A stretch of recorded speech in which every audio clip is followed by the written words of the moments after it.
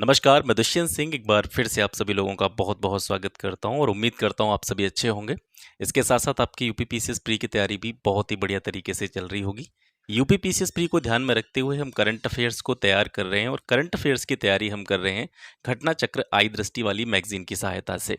ये मैगज़ीन इतनी भी छोटी नहीं है, 200 से अधिक इसमें पेजेज़ हैं और इन 200 पेजेज़ को हम छोटे-छोटे पार्ट्स में डिवाइड करते हुए सारी चीज़ों को यहाँ से क्लियर करेंगे, पूरी की पूरी मैगज़ीन का रिवीजन करेंगे।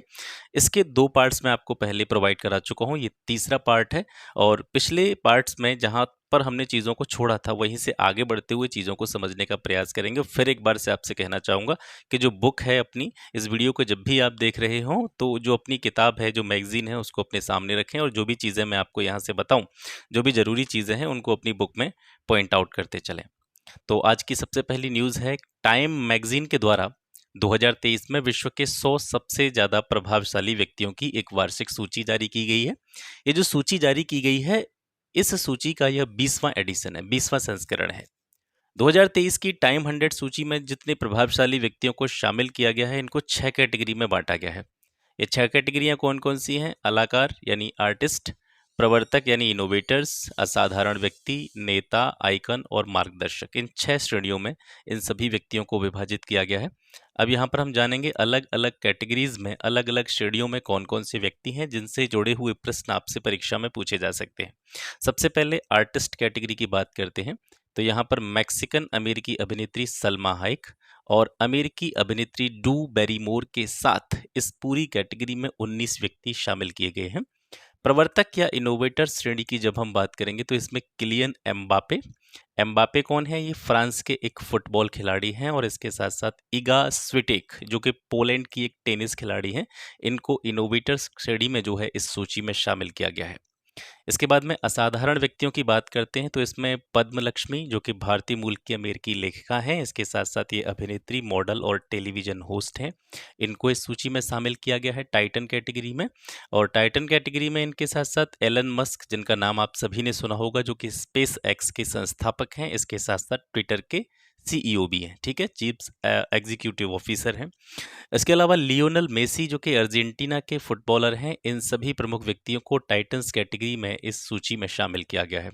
नेता या लीडर्स कैटेगरी की बात करें तो इसमें कुल 20 लोग शामिल हैं, जिसमें से सबसे प्रमुख नाम है ओलेना जेलेंस्का जो कि यूक्रेन के राष्ट्रपति की पत्नी है। इसके अलावा अमेरिका के राष्ट्रपति जो बाइडन और नाइजीरिया के जो राष्ट्रपति हैं, जो अभी अभी निर्वाचित हुए हैं, बोला अहमद तिनुबू, ठीक है, इनको नेता कैटेगरी में सूची में शामिल किया गया है। इसके अलावा अमेरिकी वित्त मंत्री जैनेट एलन भी लीडर्स कैटेगरी में इनका नाम शामिल किया गया है। आइकॉन श्रेणी में 15 लोगों को स्थान प्राप्त हुआ है, जिसमें से भारत के जो प्रसिद्ध अभिनेता हैं शाहरुख खान, इनको आइकन श्रेणी में इस सूची में शामिल किया गया है। और मार्गदर्शक सूची में अगर देखा जाए तो भारतीय फिल्म निर्देशक एस राजामौली को इसमें शामिल किया गया है। अगली इन्फॉर्मेशन है फिनलैंड से जुड़ी हुई, नाटो का यह 31वां सदस्य बना है। आगे की चीज़ों पे बात करने से पहले नाटो के बारे में थोड़ी बेसिक जानकारी देखते हैं।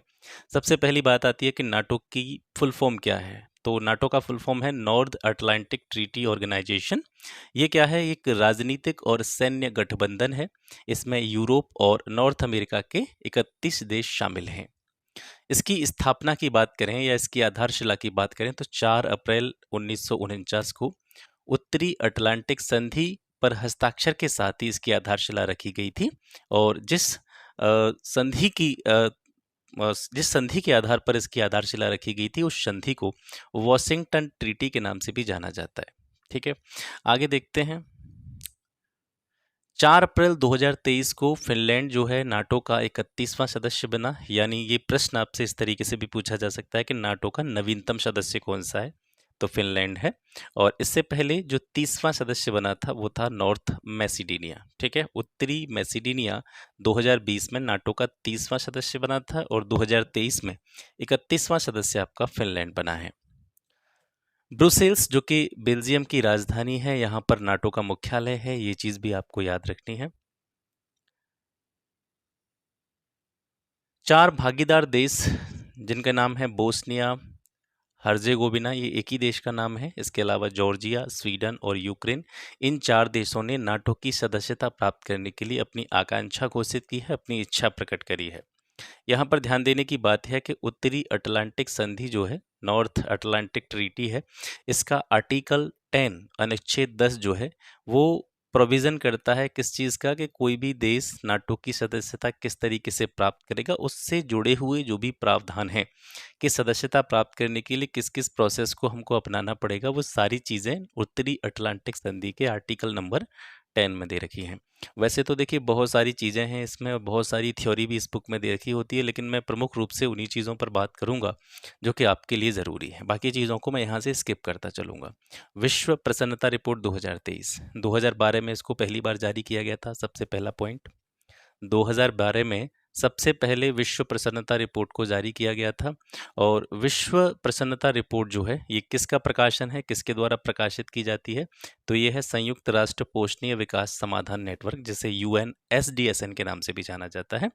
और ये जो डेटा विश्व प्रसन्नता रिपोर्ट में आप देख रहे हैं, ये जो डेटा हम पढ़ रहे हैं, ये गैलेप वर्ल्ड पोल के द्वारा प्रदान किया गया है। किसको? संयुक्त राष्ट्र पोषणीय विकास समाधान नेटवर्क को, जिसके द्वारा ये विश्व प्रसन्नता रिपोर्ट जारी की गई है। 2023 में जो विश्व प्रसन्नता रिपोर्ट जारी हुई है, ये इसका 11वां एडिशन है, 11वां संस्करण है। और ये रिपोर्ट कुल 6 कारकों पर आधारित है। यानी विश्व प्रसन्नता, विश्व में देशों की प्रसन्नता की जो स्थिति है उसका आकलन 6 फैक्टर्स के आधार पर किया गया है। वे 6 फैक्टर कौन कौन से हैं? मतलब प्रत्येक देश में जो 6 फैक्टर्स देखे जाएंगे, उन्हीं के आधार पर यह अनुमान लगाया जाएगा कि कौन सा देश कितना प्रसन्न है या कौन सा देश कितना खुशहाल है। तो ये पहला फैक्टर है इसका, प्रति व्यक्ति सकल घरेलू उत्पाद, GDP पर कैपिटा इसको कहा जाता है। सामाजिक अवलंबन, स्वस्थ जीवन प्रत्याशा, जीवन में विकल्प चुनने की स्वतंत्रता, इसके अलावा उदारता और भ्रष्टाचार बोध, इन 6 कारकों के आधार पर ये रिपोर्ट जारी की गई है। कुल कितने देश इसमें शामिल हैं? 137 देश शामिल हैं। अब कौन कौन से देश को पहली रैंक, दूसरी रैंक या भारत को कौन सी रैंक प्राप्त हुई है, उन चीज़ों पे बात करते हैं। तो यहाँ से आप देखेंगे इसमें जो शीर्ष 5 देश हैं उसमें सबसे पहले स्थान पर फिनलैंड है। और फिनलैंड देखिए, इसको तो आपको याद करने की भी ज़रूरत नहीं है, क्योंकि ये लगातार 5 बार से जो है पहले स्थान पर बना हुआ है इस रिपोर्ट में, और 6वीं बार भी फिनलैंड ही बना है 2023 में। दूसरे स्थान पर डेनमार्क है, तीसरे स्थान पर आइसलैंड है। सबसे कम प्रसन्न अगर 5 देशों की बात करें तो इसमें अफगानिस्तान सबसे अंतिम स्थान पर है, 137वीं रैंक इसको मिली है। और भारत की कंडीशन भी अगर आप देखेंगे तो बहुत ज़्यादा अच्छी नहीं है। भारत इस रैंक में, मतलब भारत इस पूरी इंडेक्स में 126वें स्थान पर है, 4.036 स्कोर के साथ में। 2022 में भारत का जो स्कोर था या भारत की जो रैंकिंग थी वो थी 136वीं। हालांकि 2022 की अपेक्षा 2023 में भारत ने अपनी रैंकिंग में सुधार किया है, 10 स्थानों का सुधार भारत ने किया है, लेकिन फिर भी 126वीं रैंक वैश्विक प्रसन्नता रिपोर्ट में बहुत ज़्यादा अच्छी नहीं मानी जाएगी। लद्दाख और मयूरभंज जो स्थान हैं, जिले हैं, ये टाइम पत्रिका के 50 महानतम स्थानों की सूची में शामिल किए गए हैं 2023 में। तो इन दोनों स्थानों के बारे में कुछ बेसिक जानकारी देखते हैं। मयूरभंज जो है ये उड़ीसा का एक जिला है जो मुख्यतः विलक्षण भाग तथा प्राचीन मंदिरों के लिए फेमस है। मयूरभंज में ही जो है सिमलीपाल राष्ट्रीय पार्क है और इस पार्क में काले बाघ पाए जाते हैं। मयूरभंज का छाऊ नृत्य, ठीक है, ये एक नृत्य का प्रकार है छाऊ, जो कि उड़ीसा का नृत्य है। उड़ीसा में विशेष रूप से मयूरभंज में इस नृत्य को किया जाता है। तो छाऊ नृत्य जो है ये यूनेस्को की अमूर्त सांस्कृतिक विरासत सूची में शामिल है। अब यहाँ से देखते हैं आपका लद्दाख के बारे में। हाल ही में भारत का पहला डार्क स्काई अभ्यारण्य जो है लद्दाख में स्थापित किया गया है। लद्दाख में है आपका चांगथांग वन्यजीव अभ्यारण्य। तो इस तरीके से डायरेक्टली इनडायरेक्टली प्रश्न बन सकते हैं, उन्हीं को आपको याद रखना है। चांगथांग वन्यजीव अभ्यारण्य आपका लद्दाख में है और चांगथांग वन्यजीव अभ्यारण्य के अधिकांश हिस्से में जो है हल्ले गाँव में इसको स्थापित किया गया है। तो हल्ले गाँव जो है लद्दाख में ही पड़ता है। यहाँ पर भारत का पहला डार्क स्काई अभ्यारण्य स्थापित किया गया है। वैश्विक आतंकवाद सूचकांक 2023 की बात करते हैं तो ये 14 मार्च 2023 को institute for economics and piece के द्वारा जो है जारी किया गया। ये इसका 10वां संस्करण है। ये सूचकांक विश्व के 163 देशों में आतंकवाद के प्रभाव का अध्ययन करता है, उसका विश्लेषण करता है। और जीटीआई 2023 के अनुसार वर्ष 2022 में आतंकवाद से मरने वालों की संख्या 6,701 दर्ज की गई है। और ये आंकड़ा अगर पिछले वर्ष की तुलना में देखें, यानी ये रिपोर्ट जो है 2023 में जारी की गई है, लेकिन आंकड़े इसमें 2022 के हैं। तो 2021 वाले जो आंकड़े थे उनकी तुलना में देखा जाए तो 2022 में क्या हुआ है, 9% की गिरावट हुई है आतंकवाद से मरने वालों की संख्या में। 2021 की भांति 2022 में भी इस्लामिक स्टेट जो है, ठीक है, आईएसआईएस जिसको कहा जाता है, इस्लामिक स्टेट जो है 410 आतंकवादी हमलों के साथ में विश्व का सबसे घातक आतंकी समूह बना हुआ है। इसके अतिरिक्त इस्लामिक स्टेट वर्ष 2022 में कुल 1045 मौतों के लिए उत्तरदायी था। ध्यान देने की बात है कि भूटान, चीन, कुवैत, ओमान, सिंगापुर इन 4 देशों के साथ में कुल 71 देश ऐसे देश हैं जिनको शून्य स्कोर प्रदान किया गया है इस इंडेक्स में। शून्य स्कोर प्रदान करने का मतलब है कि भूटान, चीन, कुवैत, ओमान, सिंगापुर इनके नाम विशेष रूप से इसलिए आपको दिए जा रहे हैं क्योंकि ये भारत के आसपास की कंट्रीज़ हैं और इन देशों को मिलाकर के कुल 71 देश ऐसे हैं जो कि आतंकवाद से अप्रभावित हैं, जहां पर आतंकवाद से जुड़ी हुई घटनाएं बहुत कम देखी जाती हैं या नहीं देखी जाती हैं इस इंडेक्स के अनुसार। हालांकि आपको इसमें ये याद करने की आवश्यकता नहीं पड़ेगी कि आतंकवाद से सर्वाधिक प्रभावित देश कौन सा है, तो वो नो डाउट अफगानिस्तान है। इसके बाद में जो दूसरी रैंक है बुर्किना फासो की है, तीसरे स्थान पर सोमालिया, चौथे पर माली और पांचवें स्थान पर सीरिया है। अब ब्रिक्स देशों का स्थान देखते हैं जो कि आतंकवाद से प्रभावित हैं। तो ब्रिक्स देशों में जो है आपका भारत का जो रैंक है, ओवरऑल रैंक, ये सब जो दे रखा है इस वाले कॉलम में, ये ओवरऑल रैंक है इस पूरी रिपोर्ट का। तो भारत ओवरऑल 13वें स्थान पर है और ब्राज़ील 85वें स्थान पर है। रूस की रैंकिंग 45 है, चाइना की 93 है और दक्षिण अफ्रीका की 79 है। ठीक है, तो यहाँ पर आप देखेंगे कि जो है 5 देश जो हैं ब्रिक्स के, B for Brazil, R for Russia, I for India, C for China, S for South Africa. तो इसमें भारत की रैंकिंग जो है वो 13 है और भारत का स्कोर भी आपको यहाँ से याद रखना है 7.175। जितनी भी रिपोर्ट्स हैं या जितनी भी इंडेक्स हैं, इसमें नाम तो बहुत सारे आएंगे, लेकिन प्रमुख रूप से आपको जो चीज़ें याद रखनी है वो क्या है। एक तो आप ये याद रखें कि सबसे टॉप पे कौन है, और एक याद रखें कि सबसे लास्ट में कौन है, और इसके साथ साथ में इंडिया की रैंक किसी भी पार्टिकुलर इंडेक्स में, किसी भी पार्टिकुलर रिपोर्ट में कितनी है। ये 3 चीज़ें आपको विशेष रूप से यहाँ से याद रखनी है। इसके बाद में आता है आपका अंतर्राष्ट्रीय शस्त्र हस्तांतरण प्रवृत्तियां 2022। ये बहुत इंपॉर्टेंट टॉपिक है आपका, और यहाँ से प्रश्न जो है मैं ये अनुमान लगा सकता हूँ कि 100% यहाँ से आपको प्रश्न देखने को मिलेगा इस वाले प्री एग्जाम में। 13 मार्च 2023 को Stockholm International Peace Research Institute, जिसको संक्षेप में सिप्री के नाम से जाना जाता है, इसने अंतर्राष्ट्रीय शस्त्र हस्तांतरण प्रवृत्तियां 2022 इस नाम से एक रिपोर्ट प्रकाशित की है। और इस रिपोर्ट में 18 से लेकर के 22 तक प्रमुख शस्त्रों के अंतर्राष्ट्रीय हस्तांतरण की मात्रा में 2013-17 की तुलना में यह बताया है कि 5.1% की कमी दर्ज की गई है। ठीक है, शस्त्र हस्तांतरण मतलब शस्त्रों का जो आयात निर्यात है मिलाकर के अगर 2013 से 17 की जो अवधि है उसकी कंपेयरिंग किससे करी जाए, 2018 से लेकर के 22 की अवधि की। ठीक है, ये 4-5 साल जो है 13 से 17 की, और इनकी हम कंपेयरिंग करें 18 से 22 में, तो शस्त्रों का जो इंटरनेशनल लेवल पर हस्तांतरण हुआ है, आयात निर्यात हुआ है, उसका क्या हुआ है, कमी देखने को मिली है 2018 से 22 में। कितनी कमी देखने को मिली है, 5.1% की। अब यहाँ पर याद रखने की चीज़ें कौन कौन सी हैं प्रमुख रूप से, तो वो यहाँ से आप देखिए। सबसे पहला है कि 18 से 22 की अवधि में विश्व के 5 सबसे बड़े हथियार निर्यातक, मतलब ऐसे देश जो हथियारों का सबसे ज़्यादा निर्यात करते हैं, एक्सपोर्ट करते हैं, दूसरे देशों को बेचते हैं। उसमें सबसे पहले स्थान पर यूएसए है, दूसरे स्थान पर रसिया है, तीसरे स्थान पर फ्रांस है, चौथे पर चीन है और पांचवें पर आपका जर्मनी है। ये 5 देश ऐसे हैं जो विश्व के सभी देशों को सबसे ज़्यादा हथियार एक्सपोर्ट करते हैं, बेचते हैं। यहाँ पर एक चीज़ आपको विशेष रूप से याद ये रखनी है कि आपको यहाँ से ये तो पता चल ही गया कि दुनिया में सबसे ज़्यादा हथियारों का एक्सपोर्ट करने वाला कंट्री यूएसए है, और भारत के संबंध में आपको ये याद रखना है कि भारत जो है सबसे ज़्यादा आयात करने वाला कंट्री है, बेचने वाला यूएसए और खरीदने वाला इंडिया। लेकिन यहाँ पर एक चीज़ और आप याद रखेंगे कि बेशक बेचने वाला सबसे ज़्यादा निर्यात करने वाला यूएसए है और सबसे ज़्यादा खरीदने वाला इंडिया है, लेकिन इंडिया सबसे ज़्यादा हथियार यूएसए से नहीं खरीदता है, ये रसिया से खरीदता है। ठीक है, तो संयुक्त रूप से ये पांचों देश जिनके नाम आप ऊपर देख रहे हैं, यूएसए, रूस, फ्रांस, चीन, जर्मनी, 2018 से 22 की अवधि में प्रमुख शस्त्रों के कुल निर्यात के 76% के लिए उत्तरदायी हैं। जितने देशों के द्वारा हथियार एक्सपोर्ट करे जाते हैं उसका ओवरऑल 76% केवल इन 5 देशों के द्वारा निर्यात किया जाता है।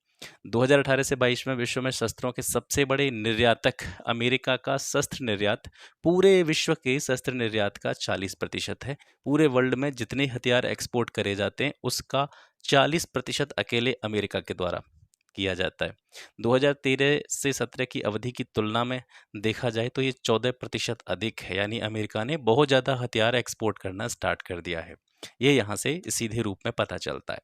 2018 से 22 की अवधि में विश्व के 5 सबसे बड़े शस्त्र आयातक कंट्रीज की बात की जाए, इंपोर्टर्स कंट्रीज की बात की जाए, तो भारत इसमें सबसे आगे है। दूसरे स्थान पर सऊदी अरब है, तीसरे पर कतर, चौथे पर ऑस्ट्रेलिया और पांचवें पर चाइना। तो यहाँ से हथियार बेचने वाला सबसे बड़ा कंट्री यूएसए, हथियार खरीदने वाला, आयात करने वाला सबसे कंट्री जो ऊपर है वो है इंडिया।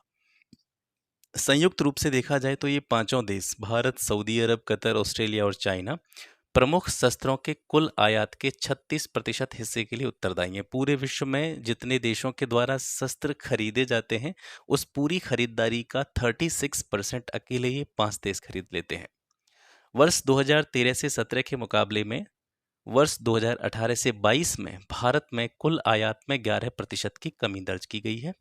ये बहुत ही ज़रूरी बात है कि 2013-17 में जितने हथियार इंडिया ने खरीदे थे, आयात किए थे, 2018 से 22 की अवधि में हालांकि उसमें 11% की कमी दर्ज की गई है, लेकिन इस कमी के बावजूद भी भारत 2018 से 22 की अवधि में हथियारों का सबसे बड़ा आयातक बना हुआ है। 2018 से 22 के दौरान भारत को हथियार आपूर्ति करने वाले देशों में फ्रांस जो है ये रसिया के बाद में दूसरे स्थान पर है और अमेरिका तीसरे स्थान पर है। भारत सबसे ज़्यादा हथियार जो खरीदता है वो रसिया से खरीदता है, दूसरे स्थान पर आता है फ्रांस और तीसरे स्थान पर आता है आपका अमेरिका। 2017 से 21 के बीच में भारत शीर्ष 25 शस्त्र निर्यातकों में शामिल था, यानी भारत भी अन्य देशों को अपने देश में बनाए जाने वाले जो भी शस्त्र हैं उनका निर्यात करता था, बेचता था। ये कहाँ की बात हो रही है, 2017 से 21 के बीच की। लेकिन 2018 से 22 में देखा जाए तो भारत इस सूची से बाहर है, यानी इस अवधि में भारत ने दूसरे देशों को जो है शस्त्र जो है वो कम निर्यात किए हैं। इसी वजह से ये टॉप 25 शस्त्र निर्यातकों की सूची से बाहर हो गया है। ठीक है, रूस, फ्रांस, इजराइल इनके द्वारा शस्त्र निर्यात के मुख्य प्राप्तकर्ताओं में भारत शीर्ष स्थान पर है। यानी 3 देशों की अगर बात करें, रसिया जितने भी वेपन्स बनाता है, फ्रांस जितने भी वेपन्स बनाता है, इजराइल जितने भी वेपन्स बनाता है, तो ये जो वेपन्स इन तीनों कंट्रीज़ के द्वारा बेचे जाते हैं, इसमें से तीनों कंट्रीज़ की बात हो रही है यहाँ पे, रसिया, फ्रांस और इजराइल। तो इन तीनों देशों से जो हथियार जो हैं, वेपन्स जो हैं वो निर्यात किए जाते हैं, उनका सबसे बड़ा खरीदार जो है वो भारत है। अब बात करते हैं 95वें ऑस्कर पुरस्कार 2023 के बारे में। सबसे पहले इसके बारे में कुछ बेसिक जानकारी देखते हैं। पहले ऑस्कर पुरस्कारों का वितरण हुआ था 16 मई 1929 को the Hollywood Roosevelt hotel California में। ये जो पुरस्कार हैं प्रतिवर्ष academy of motion pictures arts and sciences के द्वारा प्रदान किए जाते हैं। अमेरिकी फिल्म निर्माता जेनेट यांग, ठीक है, academy of motion picture arts and sciences की वर्तमान अध्यक्ष हैं। ये आप याद रखेंगे, बहुत ज़रूरी पॉइंट है। इस अकादमी का मुख्यालय है बेवर्ली हिल्स, कैलिफोर्निया, यूएसए में। 12 मार्च 2023 को डॉल्बी थिएटर लॉस एंजल्स जो कि कैलिफोर्निया में है, इसमें 95वें अकादमी पुरस्कार के विजेताओं की घोषणा की गई है। 95वें ऑस्कर पुरस्कारों के लिए सबसे ज़्यादा 11 नॉमिनेशंस जो हैं किस फिल्म को मिले हैं, everything everywhere all at once, ये फिल्म का नाम है और इस फिल्म को सबसे ज़्यादा 11 नॉमिनेशंस मिले हैं 95वें ऑस्कर पुरस्कारों के लिए। और डिलियन क्वान और डेनियल स्कीनर्ट के द्वारा निर्देशित इस फिल्म ने सबसे ज़्यादा 7 ऑस्कर पुरस्कार भी अपने नाम किए हैं। तो ये जो मूवी है everything everywhere all at once, ये किसके द्वारा निर्देशित की गई है, डेलियन क्वान और डेनियल स्कीनर्ट के द्वारा। सबसे ज़्यादा 7 ऑस्कर इसी मूवी को मिले हैं। अब आता है एक टर्म मल्टीवर्स। मल्टीवर्स का मतलब क्या है, कई ब्रह्मांडों का एक काल्पनिक समूह।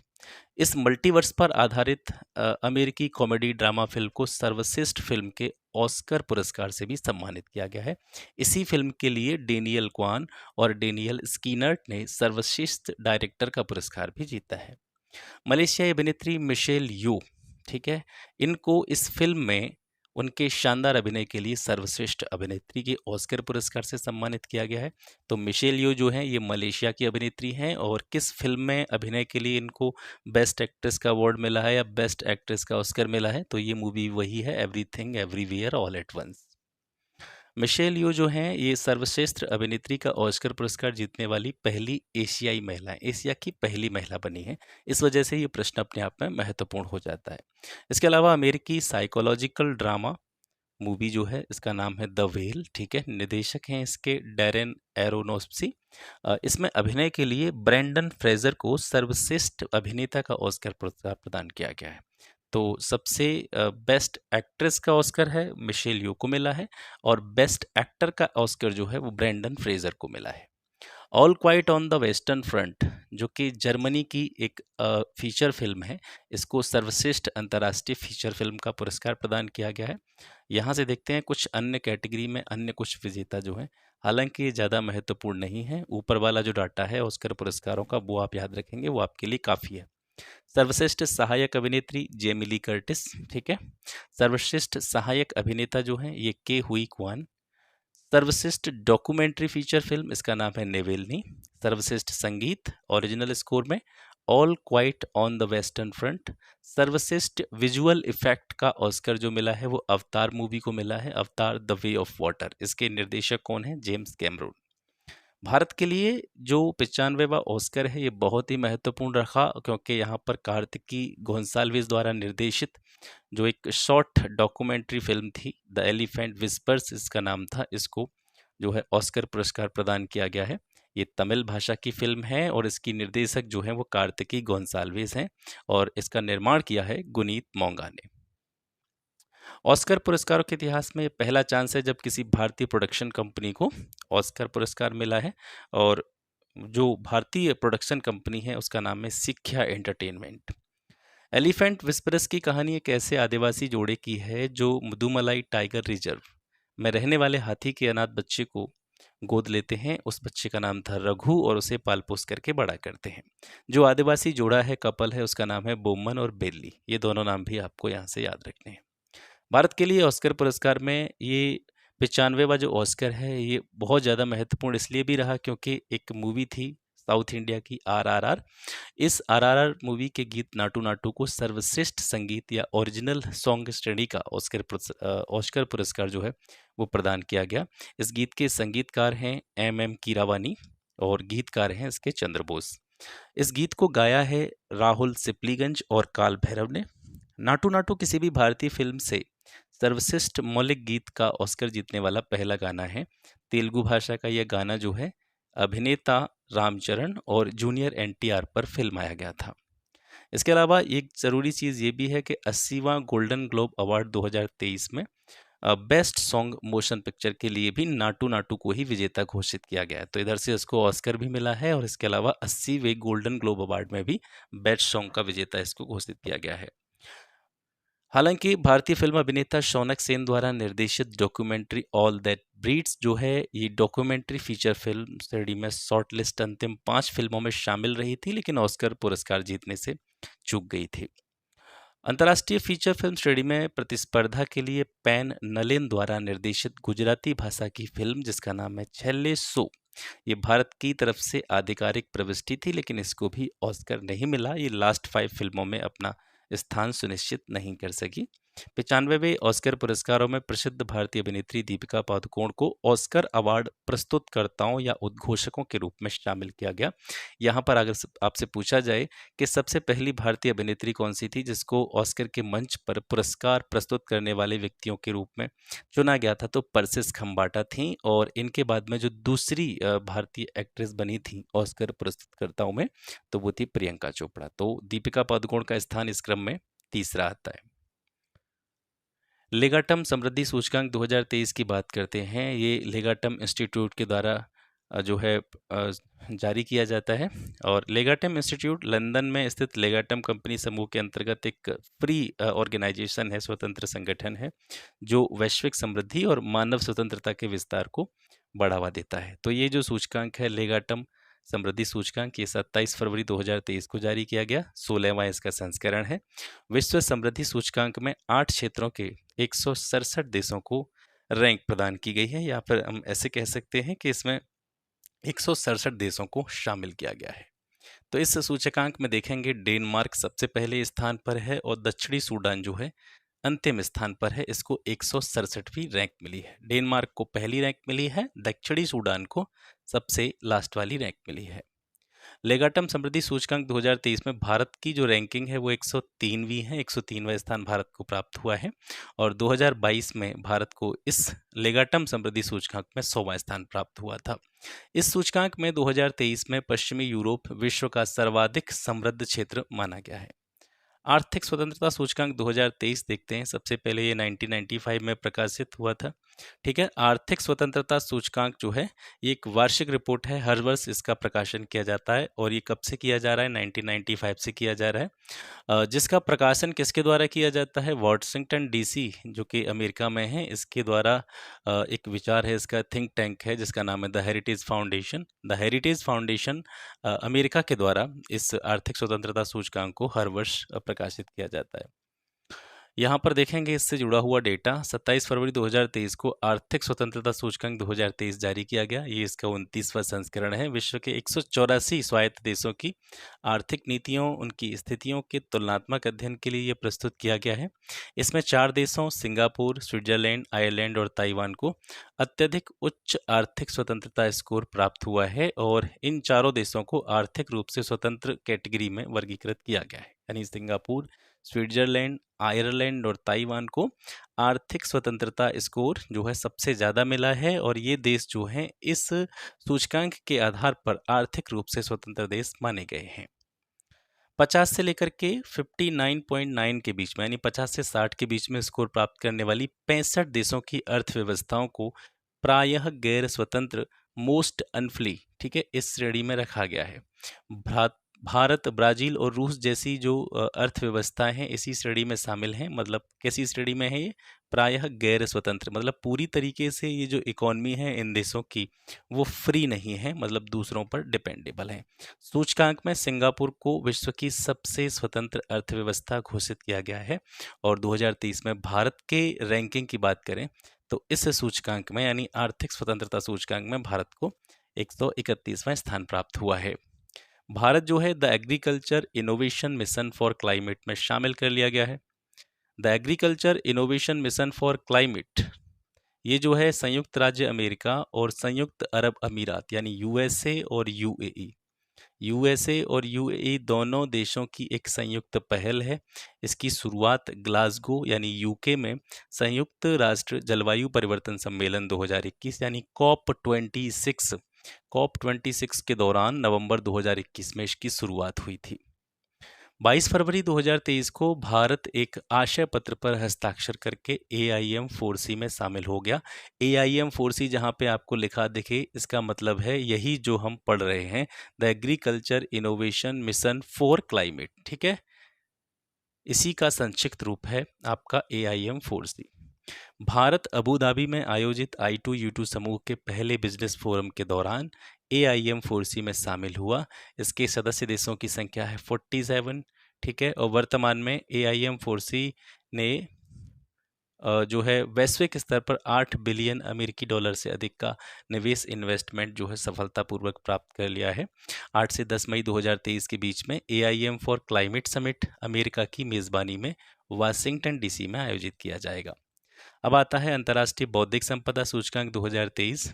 अंतर्राष्ट्रीय बौद्धिक संपदा सूचकांक अमेरिकी वाणिज्यिक संगठन जिसका नाम है US चैम्बर ऑफ कॉमर्स से संबद्ध ग्लोबल इनोवेशन पॉलिसी सेंटर के द्वारा 2012 से लगातार जारी किया जा रहा है। इस सूचकांक में 50 अलग अलग संकेतकों के आधार पर 55 देशों में बौद्धिक संपदा अवसंरचना का मूल्यांकन किया गया है।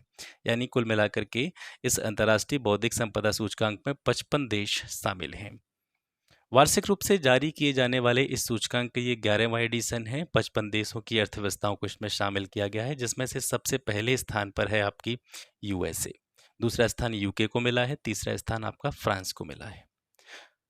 अंतर्राष्ट्रीय बौद्धिक संपदा सूचकांक में अंतिम 3 देशों की बात करें तो सबसे लास्ट में आएगा आपका वेनेजुएला, और इससे पहले आपका 54वीं रैंक मिली है रसिया को और 53वीं रैंक अल्जीरिया को। तो आपको याद रखना है, सबसे पहले स्थान पर यूएसए है और सबसे अंतिम स्थान पर कौन है? वेनेजुएला है। इसके साथ साथ में भारत की रैंकिंग क्या है? भारत जो है 15 देशों की सूची में 12वें स्थान पर है, अगर एशिया की बात की जाए। यहाँ पर ध्यान देना है, अगर एशिया के जितने भी कंट्री इसमें शामिल हैं, उन कंट्रीज में भारत की जो रैंकिंग है इस सूचकांक में, तो वो 12वीं है। यानी टोटल एशिया के 15 कंट्रीज इसमें शामिल हैं, 15 में से 12वें स्थान पर भारत आता है। ओवरऑल रैंकिंग की बात करें, क्योंकि 55 देश इसमें शामिल हैं, तो ओवरऑल रैंकिंग जो है इंडिया की वो 42वीं है, और ओवरऑल रैंकिंग ही विशेष रूप से आपको याद रखनी है। इस सूचकांक के अंतर्गत भारत को निम्न मध्यम आय वाली अर्थव्यवस्थाओं की श्रेणी में शामिल किया गया। भ्रष्टाचार बोध सूचकांक 2022, ये 1995 से लगातार जारी किया जा रहा है ट्रांसपेरेंसी इंटरनेशनल के द्वारा।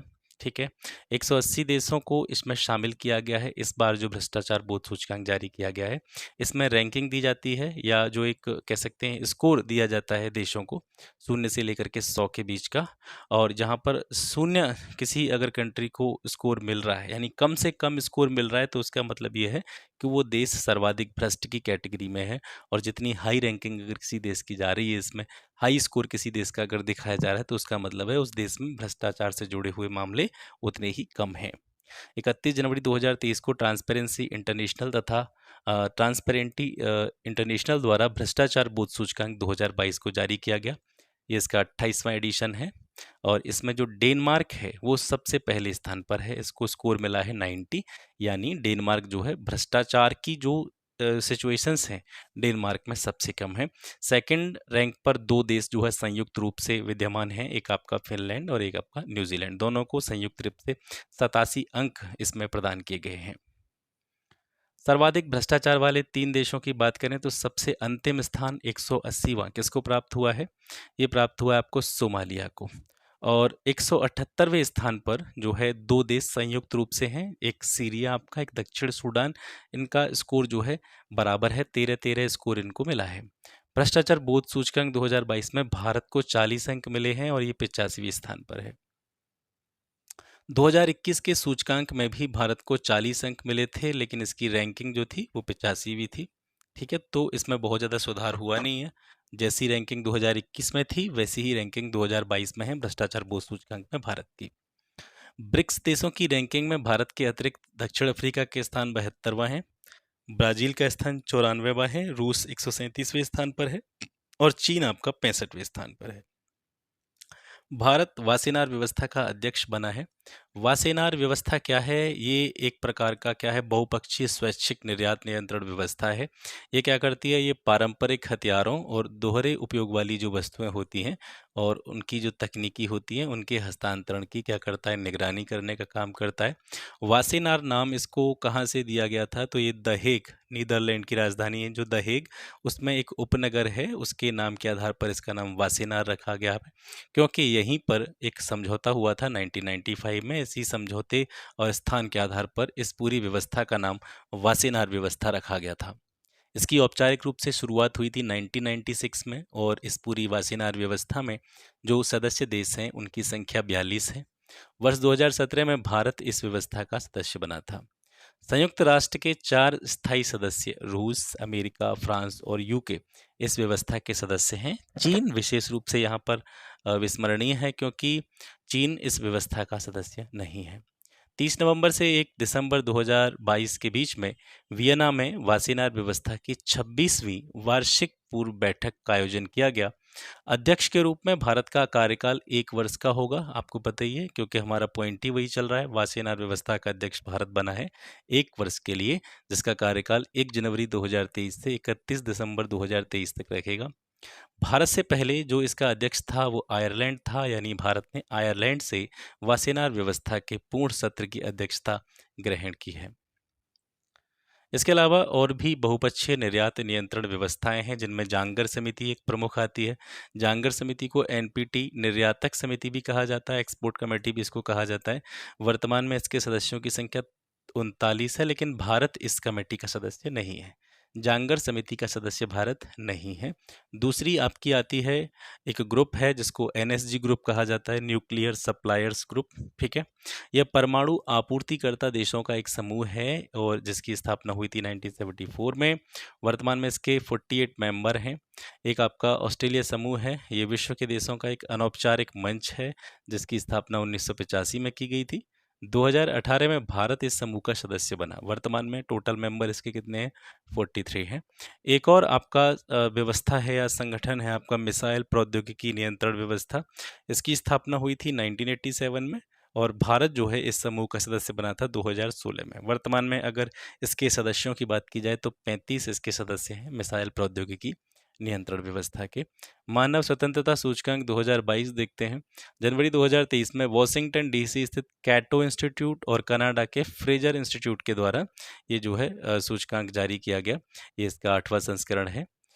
HFI 2022 में वर्ष 2020 के उपलब्ध आंकड़ों के आधार पर 165 देशों को शामिल किया गया है, जिसमें से पहले स्थान पर है आपका स्विट्जरलैंड, दूसरे स्थान पर न्यूजीलैंड और तीसरे स्थान पर एस्टोनिया।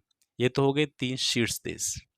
अब यहाँ पे बात करते हैं शीर्ष 10 साउथ एशियन कंट्री कौन से हैं। तो शीर्ष 10 साउथ एशियन कंट्री में सबसे पहले स्थान पर सिंगापुर है। ठीक है, और तिमोर लेस्ते सेकंड रैंक पर है और भारत की रैंक जो है इसमें 10वीं है। ये बात हो रही है, ओवरऑल बात नहीं कर रहे हैं हम, ओवरऑल जितनी कंट्रीज़ हैं उनकी बात नहीं कर रहे हैं, साउथ एशियन कंट्रियों की बात हो रही है, दक्षिण एशियाई देशों की बात हो रही है। दक्षिण एशियाई देशों में सिंगापुर सबसे पहले स्थान पर है और भारत जो है वो 10वें स्थान पर है। अगर ओवरऑल रैंकिंग की बात की जाए तो जैसे कि हम यहाँ पर देख पा रहे हैं कि दक्षिण एशियाई देशों में सिंगापुर पहले स्थान पर है, लेकिन ओवरऑल इस रैंकिंग में देखा जाएगा सिंगापुर को तो इसकी जो वैश्विक रैंक है वो 44वीं है। वहीं भारत दक्षिण एशियाई देशों की कैटेगरी में 10वीं रैंक पर है, लेकिन इसकी ओवरऑल रैंकिंग देखी जाएगी, वैश्विक रैंक अगर इसकी देखी जाएगी तो 112वें स्थान पर है। ईरान को CSW से बाहर कर दिया गया है। ये CSW क्या है? CSW का पूर्ण रूप है commission on the status of women. Women के यानी महिलाओं के स्टेटस से जुड़ा हुआ एक आयोग है। ये क्या करता है? लैंगिक समानता को बढ़ावा देने और महिलाओं के सशक्तिकरण के लिए विशेष रूप से समर्पित है और एक वैश्विक अंतर सरकारी निकाय के रूप में ये काम करता है। 1946 में इसकी स्थापना की गई थी। संयुक्त राष्ट्र के 45 सदस्य राष्ट्र किसी एक समय पर इस आयोग के सदस्य के रूप में काम करते हैं। तो जो है ईरान भी इस CSW का एक मेंबर था, सदस्य था।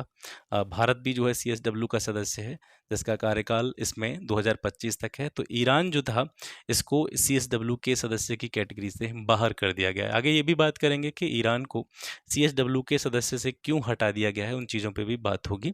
CSW में अगर देखा जाए तो ईरान का कार्यकाल वैसे 2022 से लेकर के 2026 तक प्रस्तावित था, हालांकि इसको पहले ही बाहर कर दिया गया है।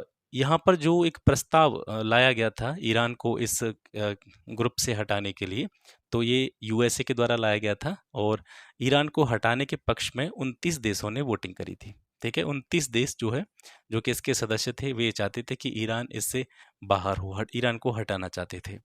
8 देशों ने ईरान के जो ईरान को हटाने के लिए प्रपोजल लाया गया था, प्रस्ताव लाया गया था, उसके विपक्ष में वोटिंग की। यानी 8 देश ऐसे थे जो ये चाहते थे कि ईरान को इससे बाहर नहीं किया जाना चाहिए। उन देशों में बोलीविया, चीन, कजाकिस्तान, निकारागुआ, नाइजीरिया, ओमान, रूस और जिम्बाब्वे प्रमुख हैं। भारत सहित 16 देश ऐसे थे जिन्होंने वोटिंग में भाग ही नहीं लिया। भारत जो है मतलब एक तरह से भारत की एक रणनीति रहती है कि वो, क्योंकि ईरान से उसको काम पड़ता रहता है, ठीक है, ईरान से उसको काम पड़ता रहता है तो उसके खिलाफ जाकर के वोटिंग नहीं करेगा। तो ऐसी चीज़ें होती रहती हैं। तो भारत और भारत के साथ साथ जो टोटल कुल मिलाकर के भारत सहित 16 देश थे, उन्होंने इस वोटिंग में हिस्सा नहीं लिया था। ठीक है, USA ने ये प्रस्ताव लाया, 29 देशों ने ईरान को हटाने के पक्ष में वोटिंग करी और 8 देशों ने जो है ईरान के पक्ष में वोटिंग करी। सितंबर 2022 में 22 वर्षीय एक ईरानी महिला थी जिसका नाम था महसा अमीनी। ठीक है, इनको पुलिस ने हिरासत में लिया था। आरोप क्या था इन पर? हिजाब न पहनने का आरोप था। जब इनको हिरासत में लिया गया तो पुलिस के द्वारा इनको तरह तरह की यातनाएं दी गई, जिस वजह से जो है अमीनी की मृत्यु हो गई। और जैसे ही इनकी मृत्यु हुई तो इस घटना के फलस्वरूप क्या हुआ, ईरान में व्यापक स्तर पर सरकार के विरुद्ध जो है विरोध प्रदर्शन शुरू हो गए थे। और इन विरोध प्रदर्शनों को दबाने के लिए, सप्रेस करने के लिए ईरान की पुलिस ने क्रूरता से कार्रवाई करी थी। ठीक है, तो यही चीज़ों को देखते हुए ईरान को सीएसडब्ल्यू से बाहर करने का प्रस्ताव पारित किया गया है, क्योंकि सीएसडब्ल्यू का अपना मोटिव ही यही है। सीएसडब्ल्यू बात क्या करता है, सीएसडब्ल्यू काम ही ये करता है कि लैंगिक समानता की बात करता है, महिलाओं के सशक्तिकरण की बात करता है। और कोई भी व्यक्ति ऐसे संगठन का सदस्य हो ही नहीं सकता है जो खुद महिलाओं की लैंगिक समानता को जो है इम्पोर्टेंस नहीं देता है, महिलाओं के सशक्तिकरण को इम्पोर्टेंस नहीं देता है, तो वो किसी भी इस तरह के आयोग का सदस्य कैसे हो सकता है। तो इसी वजह से ईरान को सीएसडब्ल्यू से बाहर कर दिया गया है। विश्व प्रतिभा रैंकिंग 2022 2013 से इसका प्रकाशन किया जा रहा है। और प्रकाशन किसके द्वारा किया जाता है, institute for management development IMD के द्वारा। 8 दिसंबर 2022 को आईएमडी वर्ल्ड कॉम्पिटिटिवनेस सेंटर द्वारा विश्व प्रतिभा रैंकिंग 2022 जारी की गई थी। ये इसका 9वां संस्करण है। 63 देशों को इसमें शामिल किया गया है और 63 देशों में से सबसे पहले स्थान पर स्विट्जरलैंड है। इसका स्कोर जो है वो 100 है। दूसरे स्थान पर स्वीडन, तीसरे स्थान पर आपका आइसलैंड। लगातार 6वें वर्ष स्विट्जरलैंड की बात हो रही है, लगातार 6वें वर्ष स्विट्जरलैंड जो है इस पूरी रैंकिंग में पहले स्थान पर रहा है। इस सूचकांक में 63 देशों की सूची में भारत ने 52वां स्थान प्राप्त किया है। अगर एशिया पैसिफिक क्षेत्र की बात करें तो देशों की रैंकिंग में जो है सिंगापुर सबसे पहले स्थान पर है। यहाँ पर बात किसकी हो रही है, एशिया पैसिफिक क्षेत्रों की। और भारत जो है एशिया पैसिफिक क्षेत्र में 12वें स्थान पर है। भारत की रैंकिंग अगर देखेंगे 2018 में 53 थी, वर्ष 2019 में 59वीं रैंक पर था, 2020 में जो है ये 62वें नंबर पर आ गया, फिर 2021 में इसमें थोड़ा सा सुधार हुआ, 56वीं रैंक पे आया और वर्ष 2022 में 4 स्थानों का सुधार करते हुए ये 52वें स्थान पर पहुंच गया। Time person of the year 2023 Ukraine के राष्ट्रपति व्लादिमीर जेलेंस्की और स्पिरिट ऑफ यूक्रेन, इनको वर्ष 2022 का time person of the year घोषित किया गया है। 2019 में यूक्रेन के छठे राष्ट्रपति के रूप में व्लादिमीर जेलेंस्की ने ये पद जो है वो ग्रहण किया था। और आपको पता ही है यूक्रेन और रूस के बीच में जो तनातनी चल रही है, युद्ध की स्थितियां चल रही हैं, लगातार इनके बीच में जो है स्थितियां सही नहीं चल रही हैं। तो ऐसी कंडीशन में, क्योंकि देखिए रूस एक बहुत बड़ा देश है और रूस के सामने देखा जाए कंपैरेटिवली तो यूक्रेन जो है बहुत छोटा सा देश पड़ता है, लेकिन फिर भी यहाँ के राष्ट्रपति व्लादिमीर जेलेंस्की के द्वारा उच्च साहस और वीरता का प्रदर्शन जो है यहाँ पर दिखाया गया था। इसी वजह से एक चेक गणराज्य कंट्री जो है, इसका सर्वोच्च राज्य की सम्मान जिसका नाम है the Order of the White Lion, ये जो है जेलेंस्की को प्रदान किया गया है। जुलाई 2022 में पोलैंड के जीवाश्म विज्ञानियों के एक ग्रुप के द्वारा 150 मिलियन वर्ष पुराने फेदर स्टार के जीवाश्म का नामकरण भी जेलेंस्की के नाम पर कर दिया गया है। फेदर स्टार क्या होता है? फेदर स्टार समुद्री जीवों की एक विलुप्त प्रजाति है। दिसंबर 2022 में फाइनेंशियल टाइम्स ने भी व्लादिमीर जेलेंस्की को पर्सन ऑफ द ईयर 2022 घोषित किया था। अन्य विजेताओं की सूची यहाँ पे देखते हैं। हीरोज ऑफ द ईयर का अवार्ड मिला द वुमेन ऑफ ईरान को, ईरान की महिलाओं को। एंटरटेनर ऑफ द ईयर ये ब्लैक पिंक को मिला है। ब्लैक पिंक क्या है? ये साउथ कोरिया का एक पॉप बैंड है। Athlete of the year Aaron जज को चुना गया है। ठीक है, ये अमेरिका के बेसबॉल खिलाड़ी हैं। Icon of the year Michelle Yeoh को चुना गया है। ये मलेशिया की अभिनेत्री हैं, ठीक है, जिनको ऑस्कर मिला है। इनोवेटर्स ऑफ द ईयर इसमें ग्रेगटी रॉबिन्सन जो है, ये क्या है? जेम्स वेब अंतरिक्ष दूरबीन का निर्माण करने वाली नासा की टीम है, इसको इनोवेटर्स ऑफ द ईयर का अवार्ड मिला है। Breakthrough artist of the year का अवार्ड मिला है मिकी गाइटन को, ये अमेरिकी गायिका हैं। फोर्ब्स के विश्व की 100 सर्वाधिक शक्तिशाली महिलाओं की सूची जारी की है फोर्ब्स पत्रिका के द्वारा। ठीक है, तो इस सूची में कौन कौन शामिल है उसको देखते हैं। इस सूची में देखिए ये जो पहला वाला डाटा है ना, ये ज़्यादा इंपॉर्टेंट है। ये वाला डाटा जो है, ये जो मैं आपको बताने वाला हूँ, सिर्फ इतना डाटा भी आप इसमें से याद रखेंगे तो अगर प्रश्न बनेगा इस वाले टॉपिक से तो इसी में से बन जाएगा। सूची में यूरोपियन यूनियन की अध्यक्ष हैं उर्सुला वॉन डेर लेयन, जो कि जर्मनी की हैं, ये शीर्ष स्थान पर हैं। यूरोपियन सेंट्रल बैंक की अध्यक्ष, इनका नाम है क्रिस्टीना लेगार्ड, ये दूसरे स्थान पर हैं। और यूएसए की उपराष्ट्रपति कमला हैरिस, जो कि भारतीय मूल की हैं, ये तीसरे स्थान पर हैं। सूची में यूएसए की टेलर स्विफ्ट को सबसे युवा शक्तिशाली महिला के रूप में शामिल किया गया। इनकी उम्र 33 वर्ष है और सबसे उम्रदराज शक्तिशाली महिला की सूची में सबसे उम्रदराज शक्तिशाली महिला भी जो है यूएसए की हैं, जिनका नाम है नैन्सी पेलोसी। इनकी उम्र 82 वर्ष है। तो सबसे युवा शक्तिशाली महिला और इसके साथ साथ सबसे उम्रदराज शक्तिशाली महिला दोनों ही यूएसए से हैं, जिनको इस सूची में शामिल किया गया है। 2022 में विश्व की सर्वाधिक शक्तिशाली महिलाओं की सूची में जॉर्जिया मेलोनी, जो कि इटली की प्रथम महिला प्रधानमंत्री हैं, इनको पहली बार इस सूची में शामिल किया गया है। इसके अलावा ये जो लिस्ट आपको यहाँ पे दिखाई दे रही है, 2022 में इस सूची में शामिल कुछ प्रमुख महिलाओं के नाम हैं। ठीक है, मैरी बर्रा, ये अमेरिका देश से संबंधित रखती हैं और जनरल मोटर्स की सीईओ हैं। क्रिस्टलिना जॉर्जीवा, ये बुल्गारिया की हैं और ये इंटरनेशनल मॉनेटरी फंड जो है आपका अंतर्राष्ट्रीय मुद्रा कोष, इसके प्रबंध निदेशक हैं। साई इंग वेन, ये ताइवान की राष्ट्रपति हैं। जैनेट येलन जो है ये ट्रेजरी सेक्रेटरी हैं, वित्त मंत्री हैं अमेरिका की। ठीक है, तो ये इनकी जो रैंक है वो 33वीं है। इसके अलावा 40वें स्थान पर हैं जेसिंडा ऑर्डन। ठीक है, ये न्यूजीलैंड की हैं और तत्कालीन प्रधानमंत्री थी जिस टाइम पर इनको चुना गया था। सना मारिन, ये फिनलैंड की प्रधानमंत्री हैं, ये 83वें स्थान पर हैं। और होंडुरास के राष्ट्रपति सियोमारा कास्त्रो 94वें स्थान पर हैं और 95वां स्थान मिला है तंजानिया के राष्ट्रपति सामिया सुलू हसन को। इस पूरी सूची में 6 भारतीय महिलाओं ने जगह बनाई है और 6 भारतीय महिलाओं में सबसे पहले नाम आता है निर्मला सीतारमण का, जो इंडिया की फाइनेंस मिनिस्टर हैं एट प्रेजेंट। तो इस सूची में इनका जो स्थान है वो 36वां है। इन्होंने लगातार चौथी बार इस सूची में जगह बनाई है। 2021 में भी ये सूची में शामिल थी, 37वां स्थान इनको मिला था। 2020 में इनको 41वां स्थान मिला था। 2019 में इनको 34वां स्थान मिला था और वर्तमान जो रिपोर्ट जारी की गई है इसमें इनको 36वें स्थान पर रखा गया है। इसके अलावा एससीएल की चेयरपर्सन रोशनी डांडर मल्होत्रा, ये 53वें स्थान पर हैं। सेबी की अध्यक्ष माधवीपुरी बुच, ये 54वें स्थान पर हैं। सेल की अध्यक्ष शोमा मंडल 67वें स्थान पर हैं। बायोकॉन की संस्थापक किरण मजूमदार को 77वां स्थान प्राप्त हुआ है। और जो है नायका, जो कि एक शॉपिंग साइट है, इसकी संस्थापक और सीईओ फाल्गुनी नायर को 89वें स्थान पर इस सूची में रखा गया है। इसके अलावा बीबीसी आप जानते ही हैं, British broadcasting system, British broadcasting corporation, इसके द्वारा भी 100 प्रेरक और प्रभावशाली महिलाओं की सूची जारी की गई है। इसने जो सूची जारी की है या जो संस्करण जारी किया है, इसकी थीम रखी गई है जिसका नाम है प्रोग्रेस या प्रगति। इस सूची का ये 10वां एडिशन है और इस सूची में विशेष रूप से ऐसी महिलाओं को शामिल किया गया है जिन्होंने हाल के ही महीनों में इंटरनेशनल मीडिया जो है उसमें सुर्खियां बटोरी है। इस वर्ष की सूची में 4 भारतीय महिलाओं को शामिल किया गया है। सबसे पहली हैं प्रियंका चोपड़ा और सिरिसा बांदला, जो कि एक एरोनॉटिकल इंजीनियर हैं। स्नेहा जावाले, ये एक जो है सोशल वर्कर हैं और गीतांजलि श्री, ये एक लेखिका हैं। इनको बीबीसी की 100 प्रेरक प्रभावशाली महिलाओं की सूची में शामिल किया गया है। World wide cost of living report 2022 देखते हैं। दिसंबर 2022 में इकोनॉमिस्ट इंटेलिजेंस यूनिट द्वारा world wide cost of living 2022 report जारी की गई। ये रिपोर्ट प्रतिवर्ष जून और दिसंबर माह में जारी की जाती है। 2022 में जो रिपोर्ट जारी की गई है इसमें 172 शहरों को रैंक प्रदान की गई है और जो एक बेस सिटी बनाया गया है, मतलब जिस सिटी की कीमतों के आधार पर पूरे विश्व के जितने भी देशों को इसमें शामिल किया गया है, उनको उनका जो आधार माना गया है वो न्यूयॉर्क शहर को माना गया है।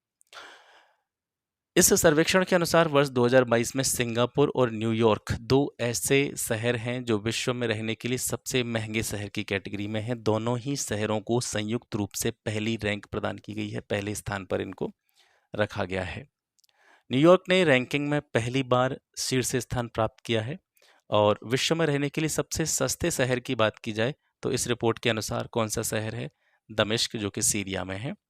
वर्ष 2022 में विश्व के अन्य किसी शहर की तुलना में उच्चतम मुद्रास्फीति दर यानी हाईएस्ट इन्फ्लेशन रेट जो है वो काराकास में दर्ज की गई थी। काराकास वेनेजुएला में है। इसमें जो इन्फ्लेशन रेट दर्ज की गई है वो 132% है। इसके अलावा सबसे सस्ते टॉप 10 शहरों में जो है भारत के 3 शहर हैं, बेंगलोर, चेन्नई और अहमदाबाद। ठीक है, बेंगलोर को इसमें जो है रैंक मिली है आपकी 161वीं, चेन्नई को रैंक मिली है 164वीं और अहमदाबाद को जो रैंकिंग प्रदान की गई है वो 165वीं प्रदान की गई है। भारत जो है GPAI का अध्यक्ष बन गया है। कृत्रिम बुद्धिमत्ता पर वैश्विक साझेदारी, ये GPAI का पूर्ण रूप है, यानी global partnership on artificial intelligence. ये एक अंतर्राष्ट्रीय और बहुहितधारक जो है पहल है। यह सदस्य राष्ट्रों के बीच कृत्रिम बुद्धिमत्ता यानी आर्टिफिशियल इंटेलिजेंस के क्षेत्र में सहयोग को बढ़ावा देने के लिए एक वैश्विक साझेदारी के रूप में काम करता है। GPAI की आधिकारिक तौर पर 15 जून 2020 को इसको लॉन्च किया गया था, और इसका जो सचिवालय कहाँ पे बनाया गया था, जो है OECD का नाम आपने सुना होगा, Organisation for Economic Cooperation and Development. ठीक है, ये कहाँ पे है, आपका पेरिस में है। यहीं पर जो है GPAI के सचिवालय की स्थापना की गई है। GPAI के संस्थापक सदस्यों की संख्या कितनी है, 15 है, जिसमें से 15 में से 14 तो देश हैं, और एक आपका क्या है, संगठन है, जिसको यूरोपियन यूनियन कहा जाता है, EU। ठीक है, तो 15 इसके संस्थापक सदस्य हैं, यहाँ पर याद रखेंगे। 14 देश हैं, एक आपकी यूनियन है या संगठन है। वर्तमान में GPAI के सदस्यों की कुल संख्या की बात करें तो टोटल नंबर ऑफ मेंबर्स है इसमें 29। दिसंबर 2020 में यूनेस्को भी GPAI में पर्यवेक्षक के रूप में शामिल किया गया है। और अगर बात की जाए OECD की, तो OECD जो है वो GPAI का स्थायी पर्यवेक्षक है, परमानेंट ऑब्जर्वर है। इसकी जो भी कार्य प्रणाली है, इसमें जिस तरीके से भी कार्य होता है, जो भी जरूरी चीज़ है, उनको ऑब्जर्व करने का काम किसके द्वारा किया जाता है, OECD के द्वारा। 21 से 22 नवंबर 2022 को आर्टिफिशियल इंटेलिजेंस पर वैश्विक साझेदारी यानी GPAI का तीसरा शिखर सम्मेलन टोक्यो जापान में आयोजित किया गया, और इस सम्मेलन में भारत ने अगले एक वर्ष के लिए GPAI परिषद की अध्यक्षता ग्रहण की है।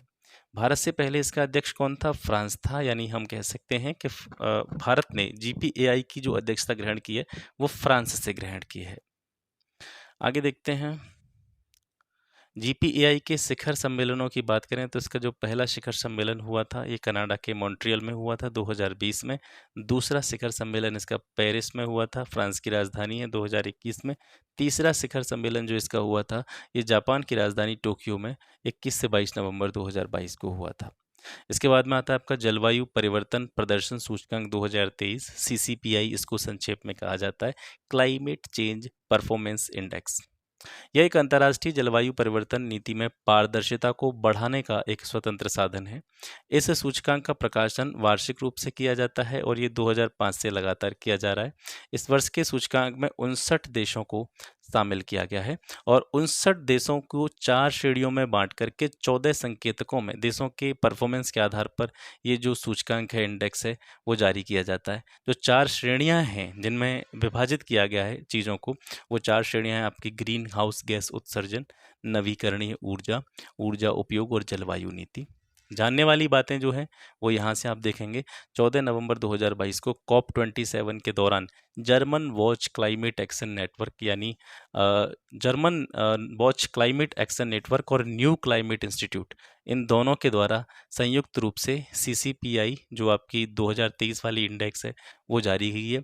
ये इसका 18वां संस्करण है, और यहाँ पर एक बहुत ही रोचक चीज़ देखने को मिली है कि CCPI 2023 में पहले जो 3 स्थान हैं, पहला, दूसरा, तीसरा, इन 3 स्थानों पर कोई भी देश अपना स्थान नहीं बना सका है, क्योंकि जलवायु परिवर्तन या जलवायु को जो है जलवायु के जलवायु को अच्छी तरीके से रखने की दिशा में किसी भी देश के द्वारा उस तरह के प्रयास नहीं किए गए हैं जिससे जिनको पहले 3 स्थानों पर रखा जा सके। किसी भी देश को अत्यधिक उच्च रेटिंग इसमें प्राप्त नहीं हुई है, और वैसे अगर बात की जाए जितने भी देश इसमें शामिल है उसमें से सबसे अच्छी रैंक डेनमार्क को मिली है। हालांकि पहले, दूसरे, तीसरे स्थान पर कोई है नहीं, तो डेनमार्क को जो स्थान मिला होगा ऑब्वियसली कौन सा मिला होगा, चौथा स्थान मिला होगा। ईरान जो है इस पूरी सूचकांक में अंतिम स्थान पर है, 63वां रैंक ईरान को दिया गया है।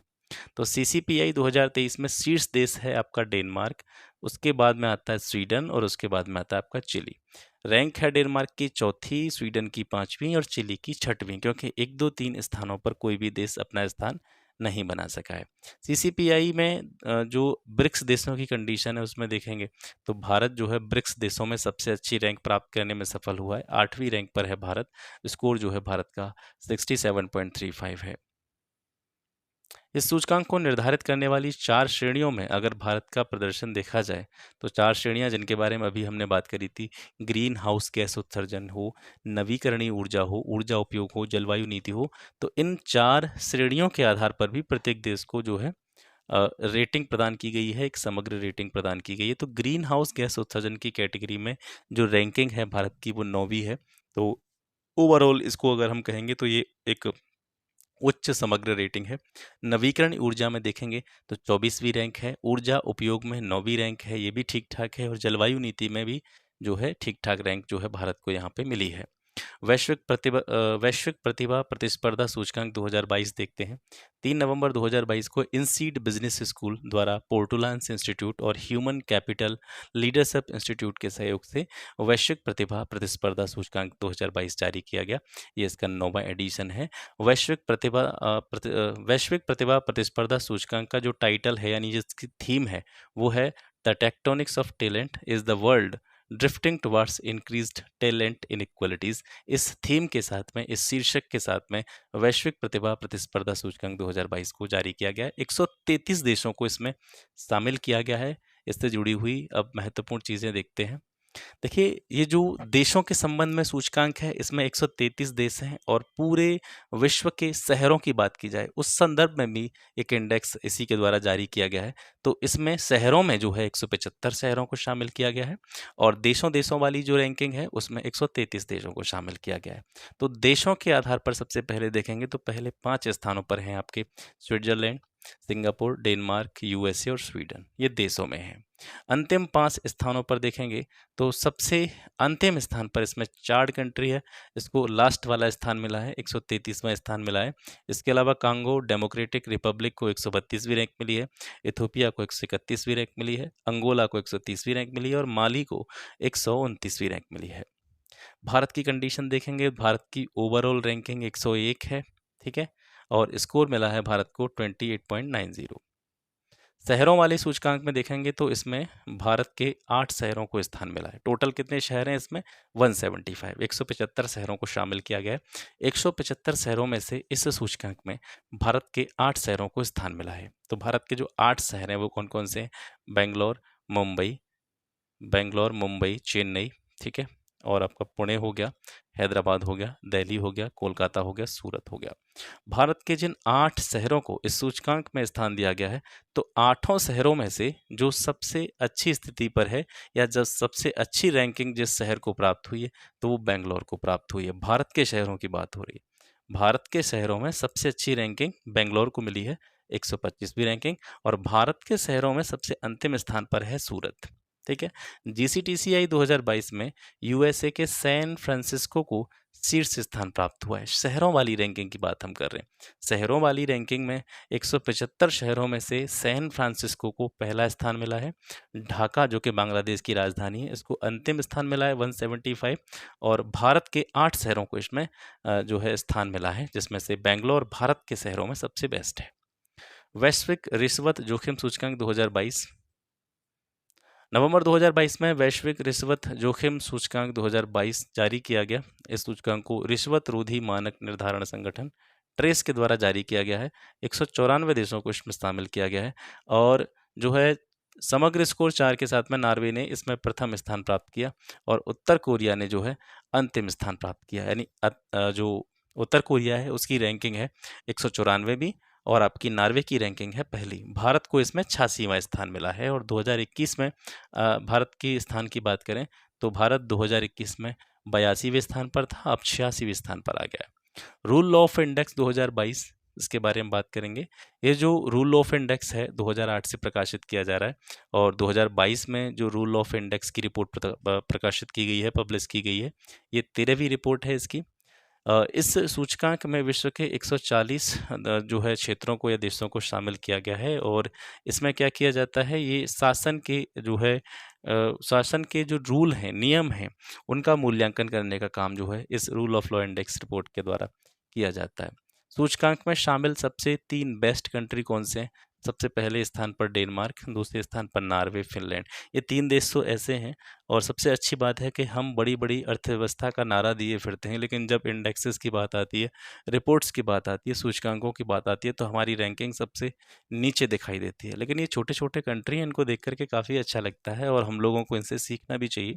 कोई भी देश केवल उसकी जो भी सिस्टम है, उसका जो भी एडमिनिस्ट्रेशन है, केवल उसी के दम पर अच्छी रैंकिंग में नहीं आ सकता है। उसके लिए सबसे बड़ी रिस्पॉन्सिबिलिटी उस देश के सिटीजन्स की होनी चाहिए, लोगों की होनी चाहिए। यानी ये जो देश हैं, जिनके नाम आप देखते हैं, डेनमार्क, नॉर्वे, फिनलैंड, आपने बहुत सारे इंडेक्सेस देखे हैं यहाँ पे, आपने बहुत सारे सूचकांक देखे हैं। आपने देखा होगा कि ये जो डेनमार्क, नॉर्वे, आपका फिनलैंड हो गया, आइसलैंड हो गया, ये जो है हमेशा अच्छी रैंकिंग पर रहते हैं। इन देशों का नाम आपने कभी भी लड़ाई झगड़े में नहीं देखा होगा कि इन्होंने किसी पर आक्रमण कर दिया, किसी के विरोध में ये जो है विरोध प्रदर्शन कर रहे हैं। इस तरह की चीज़ें इन देशों से देखने को नहीं मिलती। छोटे-छोटे कंट्री हैं, यहाँ के लोग जो हैं वो अपने देश के प्रति अच्छी श्रद्धा रखते हैं, अच्छी भावना रखते हैं। इसी वजह से ये देश जो है आगे जा रहे हैं।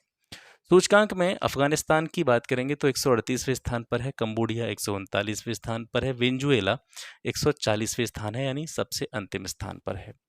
सूचकांक में शामिल 6 दक्षिण एशियाई देशों में नेपाल की रैंकिंग 69th है, श्रीलंका की रैंकिंग 74वीं है, भारत जो है 77वें स्थान पर है। ठीक है। और क्षेत्रीय दृष्टि से यह तीसरे स्थान पर है। क्षेत्रीय दृष्टि मतलब साउथ एशियाई देशों में। इसके अतिरिक्त सूचकांक में शामिल 38 निम्न मध्यम आय वाले देशों की सूची में भारत 9th रैंक पर है। ग्लोबल हंगर इंडेक्स 2022 की बात करते हैं। वैश्विक भूख सूचकांक का सृजन 2006 में अंतर्राष्ट्रीय खाद्य नीति अनुसंधान संस्थान इफ्प्री के द्वारा किया गया था। यानी 2006 में जब वैश्विक भूख सूचकांक की स्थापना की गई थी, इसका सृजन किया गया था। तो इसका जो प्रकाशन होता था या इसको जो पब्लिश किया जाता था सूचकांक को, इफ्प्री के द्वारा किया जाता था। इफ्प्री मतलब international food policy research institute.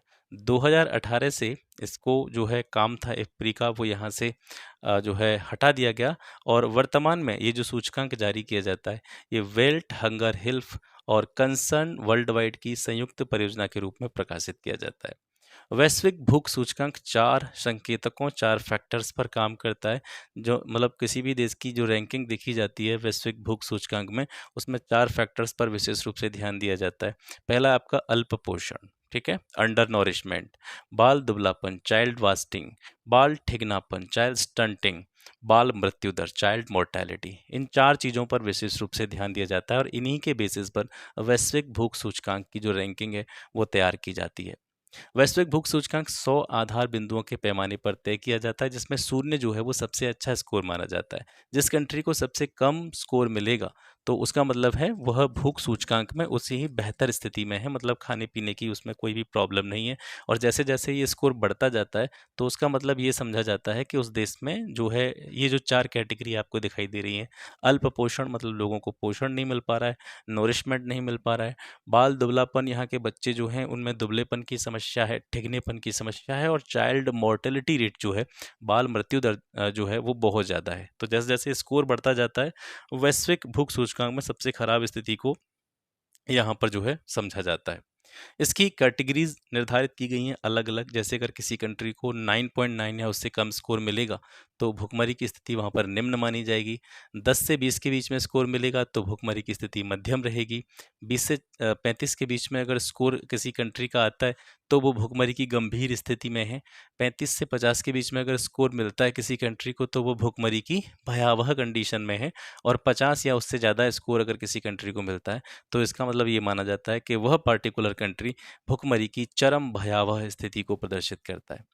ये जो सूचकांक जारी किया गया है, ये इसका 17वां संस्करण है। 2022 की रिपोर्ट जो है उसका थीम अगर आपसे पूछा जाए तो खाद्य प्रणालियाँ, रूपांतरण और स्थानीय प्रशासन, अंग्रेजी में food systems transformation and local governance, इसका जो है थीम है, विषय है। ग्लोबल हंगर इंडेक्स 2022 के अनुसार वर्ष 2021 में विश्व के 828 मिलियन लोग जो थे वो इस कैटेगरी में थे। किस कैटेगरी में थे? अल्प पोषित कैटेगरी में। वैश्विक भूख सूचकांक 2022 के अनुसार पूरे विश्व का ग्लोबल हंगर इंडेक्स स्कोर जो है वो 18.2 है। याद रखेंगे, इंपॉर्टेंट है। और जो ये जो स्कोर दिया गया है ग्लोबल हंगर इंडेक्स का वैश्विक स्कोर 18.2, ये किस कैटेगरी को दर्शा जाता है? ये भूख की मॉडरेट प्रवृत्ति को दर्शाता है, मध्यम प्रवृत्ति को दर्शाता है। क्षेत्रीय स्तर पर देखा जाए तो 2022 में विश्व में दक्षिण एशिया जो है उसमें भूखमरी का स्तर सबसे ज़्यादा है। इसके बाद में South Africa, south of the Sahara में जो है GHI स्कोर 27 है। GHI 2021 में वैश्विक स्तर पर मात्र एक देश है सोमालिया, भूखमरी की चरम भयावह स्थिति में था। सबसे ज़्यादा इसमें भूखमरी की समस्या थी। लेकिन एक संतोषजनक बात यह है कि 2022 की जो ग्लोबल हंगर इंडेक्स रिपोर्ट जारी की गई है, इसमें चरम भयावह स्थिति में यानी एक्सट्रीमली अलार्मिक कंडीशन में कोई भी कंट्री शामिल नहीं है। 5 देश जिसमें से मध्य अफ्रीकी गणराज्य, चाड, कांगो लोकतांत्रिक गणराज्य, मेडागास्कर और यमन, ये भूखमरी की भयावह स्थिति का सामना कर रहे हैं। ठीक है। 4 और देश बुरुंडी, सोमालिया, दक्षिणी सूडान और सीरिया को अनंतिम रूप से भूखमरी की भयावह स्थिति में वर्गीकृत किया गया है। 2022 की रिपोर्ट के अनुसार मध्य अफ्रीकी गणराज्य में अल्पपोषण की दर सबसे ज़्यादा है। ठीक है, ये एक क्षेत्र विशेष की बात हो रही है। मध्य अफ्रीकी गणराज्य में जो है अंडर नॉरिशमेंट सबसे ज़्यादा है 52.2%। और यहाँ पर अगर देखा जाए 5 वर्ष से कम आयु के बच्चों में ठिगनापन, स्टंटिंग की समस्या सबसे ज़्यादा यमन में है, यानी 55.5% मामले ओवरऑल मामले के अकेले यमन में है। 5 वर्ष से कम आयु के बच्चों में दुबलेपन की समस्या, वास्टिंग की समस्या देखी जाए तो भारत में सबसे ज़्यादा है। 19.3% मामले जो है दुबलेपन से जुड़े हुए भारत में दर्ज किए गए, जो कि पूरे देशों में सबसे ज़्यादा है।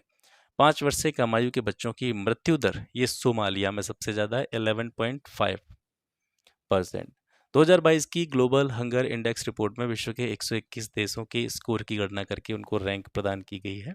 और 2022 की रिपोर्ट में 17 ऐसे देश शामिल हैं जिनका ग्लोबल हंगर इंडेक्स स्कोर जो है वो 5 से कम है। तो इन देशों को अलग अलग व्यक्तिगत रैंक प्रदान नहीं की गई, बल्कि इन्हें 1 से लेकर के 17 रैंक के बीच में सामूहिक रूप से सूचीबद्ध कर दिया गया है। यहाँ पर देखते हैं ब्रिक्स देशों की स्थिति क्या है ग्लोबल हंगर इंडेक्स में। तो भारत की रैंकिंग 107वीं है। चीन की रैंकिंग, क्योंकि चीन जो है वो 5 के आसपास इसका जो है स्कोर है, और इसको 1 से लेकर के 17 वाले रैंक समूह में सामूहिक रूप से रख दिया गया है अन्य देशों के साथ में।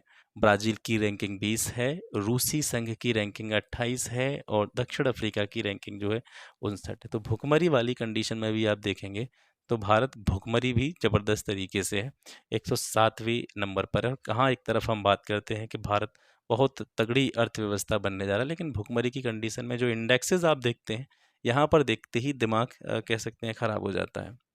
अंतिम 5 देश कौन से हैं? तो सबसे लास्ट में है आपका 121। तो आप देखेंगे, देखिए सबसे ज़्यादा भुखमरी की स्थिति कहाँ पे है? आपकी यमन में 121वां स्थान इसको मिला है, और भारत की 107वीं रैंक है। तो बताइए क्या फ़र्क रहा सबसे लास्ट वाले में और भारत में? कोई ज़्यादा का अंतर नहीं है। अब यहाँ पर आप देखेंगे तो बहुत से ऐसे कंट्री हैं जिनको हम बहुत हल्का समझते हैं, उनसे भी गिरी हुई स्थिति हमारी है वैश्विक भूख सूचकांक में। तो भारत की रैंकिंग आपको पता चली गई, 121 देशों में 107वीं रैंक है, और भारत का स्कोर भुखमरी की गंभीर स्थिति को दर्शाता है। यानी भारत में भी भुखमरी की स्थिति जो है वो ठीक नहीं है, गंभीर है। QS एशिया यूनिवर्सिटी रैंकिंग 2023 में बात करते हैं। ये एक ब्रिटिश कंपनी है QS, ठीक है, इसके द्वारा ये यूनिवर्सिटी रैंकिंग जो है प्रकाशित की जाती है। 8 नवंबर 2022 को QS एशिया यूनिवर्सिटी रैंकिंग 2023 को जारी किया गया है। यहाँ पर देखते हैं ये जो रैंकिंग जारी की गई है, इस रैंकिंग का ये 15वां संस्करण है, और इसमें 760 संस्थानों को शामिल किया गया है। इस रैंकिंग में जिन विश्वविद्यालयों को शामिल किया गया है, तो सबसे ज़्यादा विश्वविद्यालय इसमें चाइना के हैं 125, ठीक है। और एशिया के 3 सबसे बेस्ट यूनिवर्सिटी या संस्थान जो हैं 2023 में इस रिपोर्ट के अनुसार में, इस रैंकिंग के अनुसार में, उसमें सबसे पहला स्थान आता है आपका पेकिंग यूनिवर्सिटी जो कि चाइना की है, और उसके बाद में दूसरा स्थान आपका मिला है सिंगापुर की नेशनल यूनिवर्सिटी को। तीसरे स्थान पर फिर जो है आपकी चाइना की सिंघुआ यूनिवर्सिटी को तीसरा स्थान मिला है। 2023 की रैंकिंग में 118 भारतीय विश्वविद्यालय और संस्थानों को शामिल किया गया है, ठीक है। तो भारत के कुल कितने हैं इसमें विश्वविद्यालय या संस्थान जो है? 118 है। शीर्ष 100 में, टॉप 100 यूनिवर्सिटी या संस्थानों में अगर देखेंगे तो भारतीय संस्थान कौन कौन से हैं?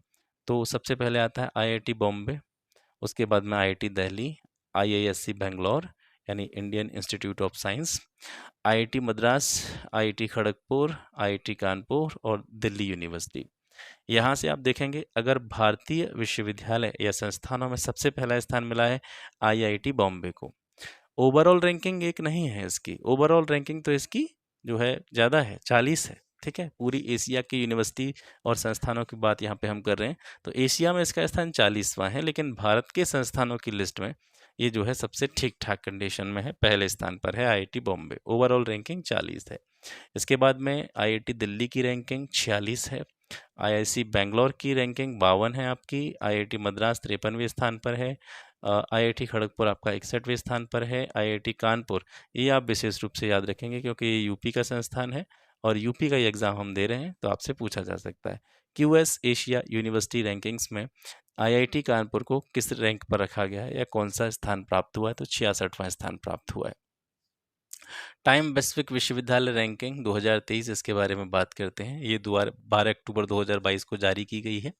ठीक है, और इसमें 104 देशों के और क्षेत्रों के कुल 1799 विश्वविद्यालयों को रैंक प्रदान की गई है। और सबसे इम्पॉर्टेंट चीज़ ये है कि ये जो रैंकिंग प्रदान की गई है इसमें जितने विश्वविद्यालयों को शामिल किया गया, ये अब तक के सर्वाधिक विश्वविद्यालय और संस्थान हैं। पूरी ओवरऑल रैंकिंग में यूएसए के सबसे ज़्यादा विश्वविद्यालय हैं 177, दूसरे स्थान पर जापान, इसके 117 विश्वविद्यालय और संस्थानों को इसमें शामिल किया गया है। यूके के 103 विश्वविद्यालयों को इसमें शामिल किया गया है, चाइना के 95 विश्वविद्यालयों को और भारत के 75 विश्वविद्यालयों को इसमें शामिल किया गया है। रैंकिंग में यूनाइटेड किंगडम के ऑक्सफोर्ड यूनिवर्सिटी को पहला स्थान प्राप्त हुआ है और ऑक्सफोर्ड यूनिवर्सिटी ने ये जो कह सकते हैं स्थान है, ये लगातार 7वीं बार अपने पहले स्थान पर बना रहा है। 7 बार से जो है ऑक्सफोर्ड यूनिवर्सिटी पहले स्थान पर है। चीन का सिंघुआ विश्वविद्यालय, इसको 16वीं रैंक मिली है और 16वीं रैंक के साथ में ये पूरी एशिया का सबसे बेस्ट यूनिवर्सिटी इस रैंकिंग के आधार पर इसको माना गया है।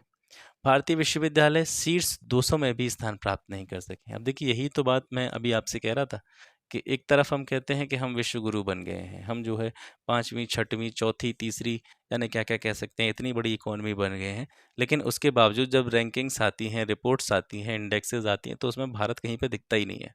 जैसे आप देखेंगे जो यूनिवर्सिटीज़ की रैंकिंग है उसमें देखेंगे ऊपर से नीचे तक, यानी जो टॉप 200 यूनिवर्सिटी या संस्थान है उसमें भारत का एक भी संस्थान नहीं है। भारत का जो स्थान आया है वो 300 विश्वविद्यालयों की सूची में आया है और 300 विश्वविद्यालय की सूची में एकमात्र भारतीय संस्थान है, वो है आपका Indian institute of science Bangalore, IISc Bangalore. Nobel पुरस्कार, यहाँ से प्रश्न आपका 100% पूछा ही जाना है, नो डाउट कि यहाँ से प्रश्न नहीं आएगा। किसी न किसी कैटेगरी के नोबेल पुरस्कार से जुड़ा हुआ प्रश्न आपसे 100% यहाँ से पूछा जाएगा यूपीपीसीएस प्रीलिम्स में। तो सबसे पहले नोबेल पुरस्कारों से जुड़ी हुई कुछ बेसिक जानकारी यहाँ से देखने का प्रयास करते हैं। 21 अक्टूबर 1833 को स्टॉकहोम में जन्मे स्वीडिश आविष्कारक और उद्यमी अल्फ्रेड नोबेल नोबेल पुरस्कार के संस्थापक माने जाते हैं। वर्ष 1900 में एक निजी संस्थान के रूप में, ठीक है, नोबेल फाउंडेशन की स्थापना की गई थी। नोबेल फाउंडेशन जो है इसके द्वारा प्रशासित भौतिकी, रसायन, चिकित्सा, साहित्य और शांति के क्षेत्र में नोबेल पुरस्कार जो है 1901 से प्रदान किए जा रहे हैं। यहाँ पर ध्यान देने की बात यह है कि जो इकोनॉमी में नोबेल पुरस्कार दिया जाता है, अर्थशास्त्र का नोबेल दिया जाता है, ये पहली बार 1969 में प्रकाशित किया गया था, प्रदान किया गया था। तो यहाँ से एक चीज़ क्लियर हो जाती है कि जो नोबेल प्राइजेस दिए जाते हैं वो कितनी कैटेगरीज में दिए जाते हैं, 6 कैटेगरी में दिए जाते हैं। फिजिक्स, केमिस्ट्री, आपका मेडिकल फील्ड हो गया, आपका साहित्य का फील्ड हो गया और आपका पीस का फील्ड हो गया, शांति का क्षेत्र हो गया, और इसके अलावा आपका इकोनॉमिक्स का क्षेत्र हो गया। तो 6 क्षेत्रों में नोबेल प्राइज़ दिए जाते हैं। 10 अक्टूबर 2022 को स्टॉकहोम, स्वीडन स्थित the royal Swedish academy of sciences के द्वारा वर्ष 2022 के लिए अर्थशास्त्र के नोबेल पुरस्कार 2022 की घोषणा की गई। 3 अर्थशास्त्रियों को अर्थशास्त्र का नोबेल मिला है। उनके नाम है Ben S बर्नांके, Douglas W diamond और फिलिप एच डायबिक। ठीक है, इन 3 वैज्ञानिकों को अर्थशास्त्र का नोबेल प्रदान किया गया है। इन तीनों अमेरिकी अर्थशास्त्रियों को बैंकों और वित्तीय संकट पर रिसर्च के लिए ये पुरस्कार दिया गया है। नोबेल शांति पुरस्कार की बात करते हैं। 7 अक्टूबर 2022 को ओस्लो, जो कि नॉर्वे की राजधानी है, इसमें स्थित द नॉर्वेजियन नोबेल कमेटी के द्वारा 2022 के नोबेल शांति पुरस्कारों की घोषणा की गई है। और इस वर्ष के लिए ये जो है एक व्यक्ति और 2 संगठनों को दिया गया है। एक व्यक्ति कौन है? एलिस बियालियात्स्की, ये जो है व्यक्ति हैं, और बाकी के 2 जो संगठन हैं जिनको नोबेल पीस प्राइज़ दिया गया है, वो है मेमोरियल और सेंटर फॉर सिविल लिबर्टीज़, ठीक है? ये सेंटर फॉर सिविल लिबर्टीज़ कहाँ का संगठन है? ये यूक्रेन का संगठन है, याद रखेंगे। तो इन तीनों के बारे में थोड़ी-थोड़ी इन्फॉर्मेशन देख लेते हैं। एलिस बियालियात्स्की जो है ये बेलारूस के एक मानवाधिकार कार्यकर्ता हैं, और 1996 में बेलारूस में हुए विवादास्पद संवैधानिक संशोधन की प्रतिक्रिया के रूप में इन्होंने एक संगठन की स्थापना की थी जिसका नाम है वाइस्ना। तो वाइस्ना संगठन ये जो है एलिन बियालियात्स्की के द्वारा बनाया गया था, स्थापना इसकी की गई थी। मेमोरियल एक मानवाधिकार संगठन के रूप में काम करता है। इसकी स्थापना 1987 में पूर्वत सोवियत संघ में की गई थी। संस्थापकों में वर्ष 1975 के नोबेल शांति पुरस्कार विजेता आंद्रेई सखारोव और मानवाधिकार कार्यकर्ता स्वेतलाना गुनशकीना शामिल थी। यूक्रेन में मानवाधिकारों और लोकतंत्र को बढ़ावा देने के उद्देश्य से वर्ष 2007 में यूक्रेन की राजधानी कीव में सेंटर फॉर सिविल लिबर्टीज की स्थापना की गई थी। अब साहित्य का जो नोबेल मिला है उसको देखते हैं। ये 82 वर्षीय फ्रांस की लेखिका एनी अर्नो को प्रदान किया गया है। साहित्य का नोबेल प्राप्त करने वाली ये फ्रांस की पहली महिला हैं, और ओवरऑल महिलाओं की बात की जाए तो ये नोबेल प्राइज प्राप्त करने वाली ओवरऑल ये 17वीं महिला हैं। एनी अर्नो का जो पहला उपन्यास था उसका नाम था लेस आर्मोरीज वेट्स। ये जो है अंग्रेजी में एक अलग नाम से प्रकाशित हुआ था, क्लीन्ड आउट नाम से 1990 में, और मूल नाम से इसका प्रकाशन किया गया था 1974 में। इसके कुछ और उपन्यास हैं जैसे a man's place, a woman's story और द ईयर्स। इनके 3 अन्य उपन्यासों के नाम हैं। रसायन के नोबेल के बारे में बात करते हैं। रसायन का नोबेल जो है ये भी 3 वैज्ञानिकों को दिया गया है। ये जो हैं पहले हैं इसमें से कैरोलिन आर बर्टोजी और मोर्टन मेल्डल। इसके अलावा तीसरे हैं के बेरी शार्पलेस, ठीक है। तीनों वैज्ञानिकों को ये पुरस्कार क्लिक केमिस्ट्री तथा बायो ऑर्थोगोनल केमिस्ट्री के विकास के लिए दिया गया है। कैरोलिन ने बायो ऑर्थोगोनल अभिक्रियाओं का विकास किया, और ये जो अभिक्रियाएं हैं बायो ऑर्थोगोनल, ये जीवित जीवधारियों के अंदर कोशिका के सामान्य रसायन शास्त्र को बाधित किए बिना संचालित होती रहती हैं। उल्लेखनीय है कि ये दूसरा अवसर है जब बैरी शार्पलेस को रसायन विज्ञान के नोबेल पुरस्कार से सम्मानित किया गया है। बैरी शार्पलेस को नोबेल पुरस्कार जो है रसायन विज्ञान का दूसरी बार दिया गया है। पहली बार इनको कब मिला था? 2001 में मिला था। और यहाँ से एक पॉइंट और बन जाता है कि ये जो आपके बैरी शार्पलेस हैं, ये कौन से व्यक्ति हैं जिनको 2 बार नोबेल पीस प्राइज नोबेल पुरस्कार जो है वो रसायन में दिया गया है। इससे पहले एक और व्यक्ति थे, फ्रेडरिक सेंगर, ठीक है। इनको यूएसए फ्रेडरिक सेंगर को जो है रसायन विज्ञान का नोबेल 2 बार दिया गया था। एक 1958 में दिया गया था, एक 1980 में दिया गया था। तो फ्रेडरिक सेंगर 2 बार केमिस्ट्री के फील्ड में नोबेल पुरस्कार जीतने वाले पहले व्यक्ति थे। इसके बाद में जो आपके बैरी शार्पलेस हैं, ये दूसरे व्यक्ति बने हैं जिनको 2 बार ये पुरस्कार दिया गया है। फिजिक्स के नोबेल की देखते हैं। 3 वैज्ञानिकों को मिला है। पहले हैं आपके एलन एस्पेक्ट, दूसरे हैं जॉन एफ क्लोजर और तीसरे हैं एंटोन जिलिंगर। तीनों को क्वांटम मैकेनिक्स के एक विचित्र गुण यानी आपस में गुथे हुए फोटोनों पर किए गए प्रयोगों के लिए ये जो प्राइज है वो दिया गया है। चिकित्सा के नोबेल की बात करेंगे तो ये 3 अक्टूबर 2022 को the Nobel assembly eight Karolinska institute के द्वारा जो है 2022 का चिकित्सा विज्ञान का नोबेल पुरस्कार दिया गया है। ये पुरस्कार स्वीडन के स्वांते पाबो को प्रदान किया गया है। स्वांते पाबो ये स्वीडन के हैं, इनको जो है चिकित्सा का नोबेल दिया गया है। इन्होंने क्या किया था? निएंडरथल मानव, आपने नाम इसका सुना होगा, इसके जीनोम की संरचना का मापन किया। और निएंडरथल मानव जो है वर्तमान में जो हम मनुष्य हैं इनके विलुप्त पूर्वजों के रूप में या इनके संबंधी के रूप में इसको जाना जाता है। इन्होंने पूर्व में अज्ञात देनिसोवा नामक मानवनुमा प्रजाति की खोज भी की थी। और पाबो ने जो महत्वपूर्ण खोजें करी, उन्होंने एक विज्ञान की नई ब्रांच को जन्म दे डाला और जिसको नाम दिया गया पैलियो जीनोमिक्स, ठीक है। ये जो है आपकी विज्ञान की एक नई शाखा है जिनका जन्मदाता माने जाते हैं पाबो। म्यांमार जो है FATF की ब्लैक सूची में इसको शामिल कर लिया गया है। FATF क्या है? FATF है आपका financial action task force, FATF, ठीक है। वैश्विक मनी लॉन्ड्रिंग पर ये नज़र रखता है। इसके अलावा आतंकी वित्त पोषण पर नज़र रखने वाली एक संस्था के रूप में ये काम करता है। वर्ष 1989 में पेरिस में आयोजित G7 शिखर सम्मेलन में शामिल राष्ट्रों की पहल पर FATF की स्थापना हुई थी। वर्तमान में इसके कुल मेंबर कितने हैं? 39 हैं, जिसमें से 39 में से 37 तो आपके देश हैं और 2 क्या हैं? क्षेत्रीय संगठन हैं। इंडोनेशिया FATF का एकमात्र ऑब्जर्वर कंट्री है जो इसकी देखरेख करता है। भारत जो है FATF का सदस्य कब से है? ये 2010 से FATF का मेंबर है। 24 फरवरी 2023 को FATF ने रूस की सदस्यता को सस्पेंड कर दिया है, निलंबित कर दिया है। अक्टूबर 2022 में फ्रांस की राजधानी पेरिस में FATF की पूर्ण बैठक संपन्न हुई और इसकी अध्यक्षता सिंगापुर के टी राजाकुमार के द्वारा की गई थी।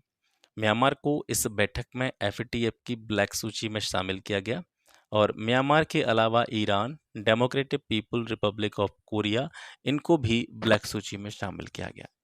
ध्यातव्य है कि ब्लैक सूची को आधिकारिक रूप से high risk jurisdiction subject to a call for action के नाम से जाना जाता है। इसके अतिरिक्त जो Democratic Republic of Congo, Mozambique और तंजानिया जो है FATF की ग्रे सूची में इनको शामिल किया गया है और पाकिस्तान और निकारागुआ को ग्रे सूची से बाहर कर दिया गया है। ये महत्वपूर्ण ज़रूरी बात है। उल्लेखनीय है कि ग्रे सूची को आधिकारिक तौर पर ज्यूरिडिक्शंस अंडर इंक्रीज्ड मॉनिटरिंग के नाम से जाना जाता है। ग्लोबल इनोवेशन इंडेक्स, इसके बारे में बात करते हैं। वैश्विक नवाचार सूचकांक 2007 से इसका जो प्रकाशन है वो प्रतिवर्ष किया जा रहा है। इसका प्रकाशन किया जाता है वैश्विक बौद्धिक संपदा संगठन के द्वारा। 29 सितंबर 2022 को नवाचार सूचकांक के 15वें एडिशन का प्रकाशन किया गया। किस थीम के साथ इसका प्रकाशन किया गया? नवाचार संचालित समृद्धि का भविष्य क्या है? What is the future of innovation driven growth, ये इसका टाइटल है, इसका थीम है। इसमें 132 अर्थव्यवस्थाओं के नवाचार प्रदर्शन को माप करके उनको रैंकिंग प्रदान की गई है और इसमें देखेंगे तो स्विट्जरलैंड लगातार 12वें वर्ष विश्व की सबसे इनोवेटिव इकोनॉमी के रूप में यहाँ पर काबिज है। इसने पहला स्थान जो है लगातार 12 वर्ष से अपना बना रखा है। चीन को ग्लोबल इनोवेशन इंडेक्स में 11वां स्थान प्राप्त हुआ है, जो शीर्ष 30 देशों में शामिल एकमात्र मध्यम आय वाली अर्थव्यवस्था है। तो यहाँ पर देशों की लिस्ट देखते हैं। 2022 के इस सूचकांक में शीर्ष 5 अर्थव्यवस्थाएं कौन कौन सी हैं? पहले स्थान पर स्विट्जरलैंड, दूसरे स्थान पर आपका USA, तीसरे स्थान पर स्वीडन, चौथे स्थान पर UK और 5वें स्थान पर आपका नेदरलैंड। वैश्विक नवाचार सूचकांक 2022 में भारत ने स्कोर प्राप्त हुआ 36.6 और रैंकिंग भारत को मिली है 40वीं। 2021 में भारत 46वें स्थान पे था और अब थोड़ा सा उसमें सुधार करके वो 40वें स्थान पर पहुंचा है और अब तक की जो रैंकिंग है भारत की, जो 40 इसको प्राप्त हुई है, अब तक की बेस्ट रैंकिंग इंडिया को मिली है। इसके अलावा तुर्की का स्थान है 37वां, भारत का स्थान है 40वां। पहली बार इस सूचकांक में शीर्ष 40 देशों में शामिल हुए हैं। इससे पहले 40 देशों से ये बाहर रहते थे। अब की बार तुर्की और भारत जो है टॉप 40 कंट्रीज में शामिल हैं। साथ ही भारत निम्न मध्यम आय समूह वाले देशों में तथा मध्य और दक्षिण एशिया क्षेत्र में सबसे पहले स्थान पर है। भारत, केन्या, मालडोवा, वियतनाम ने रिकॉर्ड लगातार 12वें वर्ष इनोवेशन अचीवर का खिताब हासिल किया है। मतलब ये जो है इनोवेशन के क्षेत्र में लगातार उपलब्धियां प्राप्त कर रहे हैं और इसके लिए प्रयास कर रहे हैं। इस कैटेगरी में जो है इनको खिताब दिया गया है। वर्ष 2022 में पहली बार इंडोनेशिया, उज्बेकिस्तान और पाकिस्तान को इनोवेशन अचीवर का दर्जा हासिल हुआ है। इंडोनेशिया का स्थान आपको पता है इसमें 75वां है, उज्बेकिस्तान का 82वां है, पाकिस्तान 87वें स्थान पर है। तो इन तीनों देशों को वर्ष 2022 में इनोवेशन अचीवर के रूप में शामिल किया गया है। वैश्विक नवाचार सूचकांक 2022 के तहत वर्ष 2022 में विश्व के सबसे बड़े विज्ञान और प्रौद्योगिकी नवाचार क्लस्टर की भी घोषणा की गई। 2022 में टोक्यो योकोहामा विश्व का शीर्ष विज्ञान एवं प्रौद्योगिकी हब है। विश्व के शीर्ष 100 विज्ञान और प्रौद्योगिकी क्लस्टर में भारत के 4 शहरों को शामिल किया गया है: बेंगलुरु, दिल्ली, मुंबई और चेन्नई। इसके बाद में आता है आपका वैश्विक खाद्य सुरक्षा सूचकांक, ग्लोबल फूड सिक्योरिटी इंडेक्स। वैश्विक खाद्य सुरक्षा सूचकांक जो है ये विकसित और विकासशील देशों में खाद्य सुरक्षा की स्थिति का मूल्यांकन करने वाला एक प्रमुख साधन है। ठीक है, ये सूचकांक सबसे पहले जारी किया गया था वर्ष 2012 में और इस सूचकांक के तहत विश्व के 113 देशों में खाद्य सुरक्षा का मूल्यांकन प्रमुख 4 पिलर्स के आधार पर किया जाता है। और जिन 4 चीज़ों के आधार पर इस खाद्य सुरक्षा का मूल्यांकन किया जाता है उनके नाम है खाद्य सामर्थ्य यानी फूड अफोर्डेबिलिटी, खाद्य उपलब्धता यानी फूड की अवेलेबिलिटी, फूड की गुणवत्ता और सुरक्षा, इसके अलावा स्थिरता और अनुकूलन। यहाँ पर ध्यान देने की बात यह है कि भारत जो है खाद्य उपलब्धता के मामले में, फूड अवेलेबिलिटी के मामले में सबसे पहले स्थान पर है। 20 सितंबर 2022 को वैश्विक खाद्य सुरक्षा सूचकांक 2022 जारी किया गया। 113 देश इसमें शामिल हैं। 11वां एडिशन इसका यहाँ से पब्लिश किया गया है।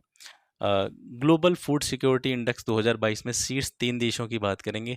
फिनलैंड पहले स्थान पर है, आयरलैंड दूसरे स्थान पर है, नॉर्वे तीसरे स्थान पर है। भारत का स्थान है इसमें 68वां। ठीक है। 2021 में ग्लोबल फूड सिक्योरिटी इंडेक्स में भारत ने 71वां स्थान प्राप्त किया था, जिसमें थोड़ा सा सुधार 2022 में 3 स्थानों का यहाँ पे देखने को मिला है। एशिया पैसिफिक एरिया में 23 देशों की रैंकिंग में भारत का 14वां स्थान है। यानी एशिया प्रशांत क्षेत्र के जो 23 देश इसमें शामिल हैं उसमें से भारत की रैंकिंग देखी जाए तो भारत एशिया पैसिफिक क्षेत्र के 23 देशों में 14वें स्थान पर आता है। खाद्य उपलब्धता स्तंभ में, ठीक है, यहाँ पर फूड अवेलेबिलिटी कॉलम में भारत की रैंकिंग सबसे ज़्यादा है, भारत का स्कोर सबसे ज़्यादा है। UNESCO global network of learning cities में 3 भारतीय शहरों को शामिल किया गया है।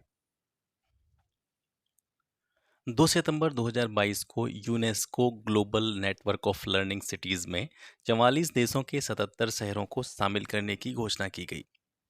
जिन 77 शहरों को शामिल करने की घोषणा की गई है उसमें से 3 भारतीय शहर भी शामिल हैं। इसमें से पहला आता है आपका नीलांबुर, जो कि केरल का शहर है। त्रिशूर, ये भी केरल में है। और वारंगल, जो कि कहाँ है आपका, तेलंगाना में है। इस नेटवर्क में जगह बनाने वाले तीनों भारतीय शहर देश के पहले प्रवेशकर्ता बन गए, यानी देश में से सबसे पहले इन्हीं 3 स्थानों को इसमें शामिल किया गया है। अब इसके बारे में थोड़ी थोड़ी जानकारी देखते हैं। त्रिशूर जो है ये केरल की सांस्कृतिक राजधानी के रूप में लोकप्रिय है और अपने आभूषण उद्योग और विशेष रूप से सोने के लिए भी, स्वर्ण के लिए भी ये जाना जाता है त्रिशूर। नीलांबुर को सागौन स्थल कहा जाता है। ये भारत के केरल राज्य में स्थित एक पारिस्थितिकी पर्यटन गंतव्य स्थल है। सामान्यतः यूनेस्को द्वारा जो शहर शामिल किए जाते हैं इसमें जीएनएलसी में, तो उसका एक क्राइटेरिया है कि कम से कम उनकी जनसंख्या जो है वो 5 लाख या उससे ज़्यादा की होनी चाहिए। लेकिन नीलांबुर की जनसंख्या 1 लाख से कम होने पर भी, 1 लाख से कम जनसंख्या वाला शहर होने पर भी इसको जीएनएलसी में शामिल किया गया है। और इस तरीके से क्राइटेरिया से हट करके इस जीएनएलसी में शामिल होने वाला ये पहला शहर है। तो ये इस वजह से थोड़ा सा इम्पोर्टेंट हो जाता है, याद रखिएगा। वैश्विक लैंगिक अंतराल रिपोर्ट 2022 पहली बार ये 2006 में विश्व आर्थिक मंच के द्वारा जारी की गई थी। इसमें 4 डायमेंशंस के आधार पर विभिन्न देशों में जो लैंगिक अंतराल है उसका एक कंपैरेटिवली स्टडी उसकी की जाती है। स्टडी उसकी जो है प्रेजेंट इसके द्वारा की जाती है। तो जो 4 आयाम हैं जिनके आधार पर लैंगिक अंतराल का तुलनात्मक रूप से अध्ययन किया जाता है उनके नाम है आर्थिक भागीदारी और अवसर, शिक्षा प्राप्ति, स्वास्थ्य और उत्तरजीविता और राजनीतिक सशक्तिकरण। मतलब महिला और पुरुष में विभेद की तुलनात्मक स्टडी करते हुए ये देखा जाता है कि आर्थिक रूप के जितने भी मामले हैं उसमें पुरुषों और महिलाओं की भागीदारी और अवसरों में समानताएं हैं कि नहीं। शिक्षा प्राप्ति के मामले में जो है महिलाओं पुरुषों में विभेद किया जा रहा है या उनको समान रूप से अवसर प्रदान किए जा रहे हैं। स्वास्थ्य से जुड़ी हुई जितनी भी सुविधाएं हैं, जितनी भी स्कीम्स हैं, उनकी पहुंच सभी लोगों तक हो रही है कि नहीं हो रही है। इसके अलावा पॉलिटिकल रूप से एम्पावरमेंट महिलाओं का हो रहा है कि नहीं हो रहा है, या केवल पुरुषों को ही पॉलिटी में जो है पॉलिटिकल एम्पावरमेंट प्रदान किया जा रहा है, राजनीति में महिलाएं सक्रिय रूप से विद्यमान हैं कि नहीं। ये सारी चीज़ें जो है इस पूरी रिपोर्ट का हिस्सा हैं। 13 जुलाई 2022 को विश्व आर्थिक मंच द्वारा 16वीं वैश्विक लैंगिक अंतराल रिपोर्ट 2022 जारी की गई। इसमें 146 देशों का तुलनात्मक रूप से अध्ययन किया गया है। रिपोर्ट के अनुसार में 2022 में वैश्विक लैंगिक अंतराल स्कोर जो है 68.1% है। तो 68.1% जो स्कोर है ये पूरे विश्व का स्कोर है, यानी विश्व के सभी 146 देशों का अगर एवरेज लैंगिक अंतराल स्कोर निकाला जाए तो वो 68.1% है।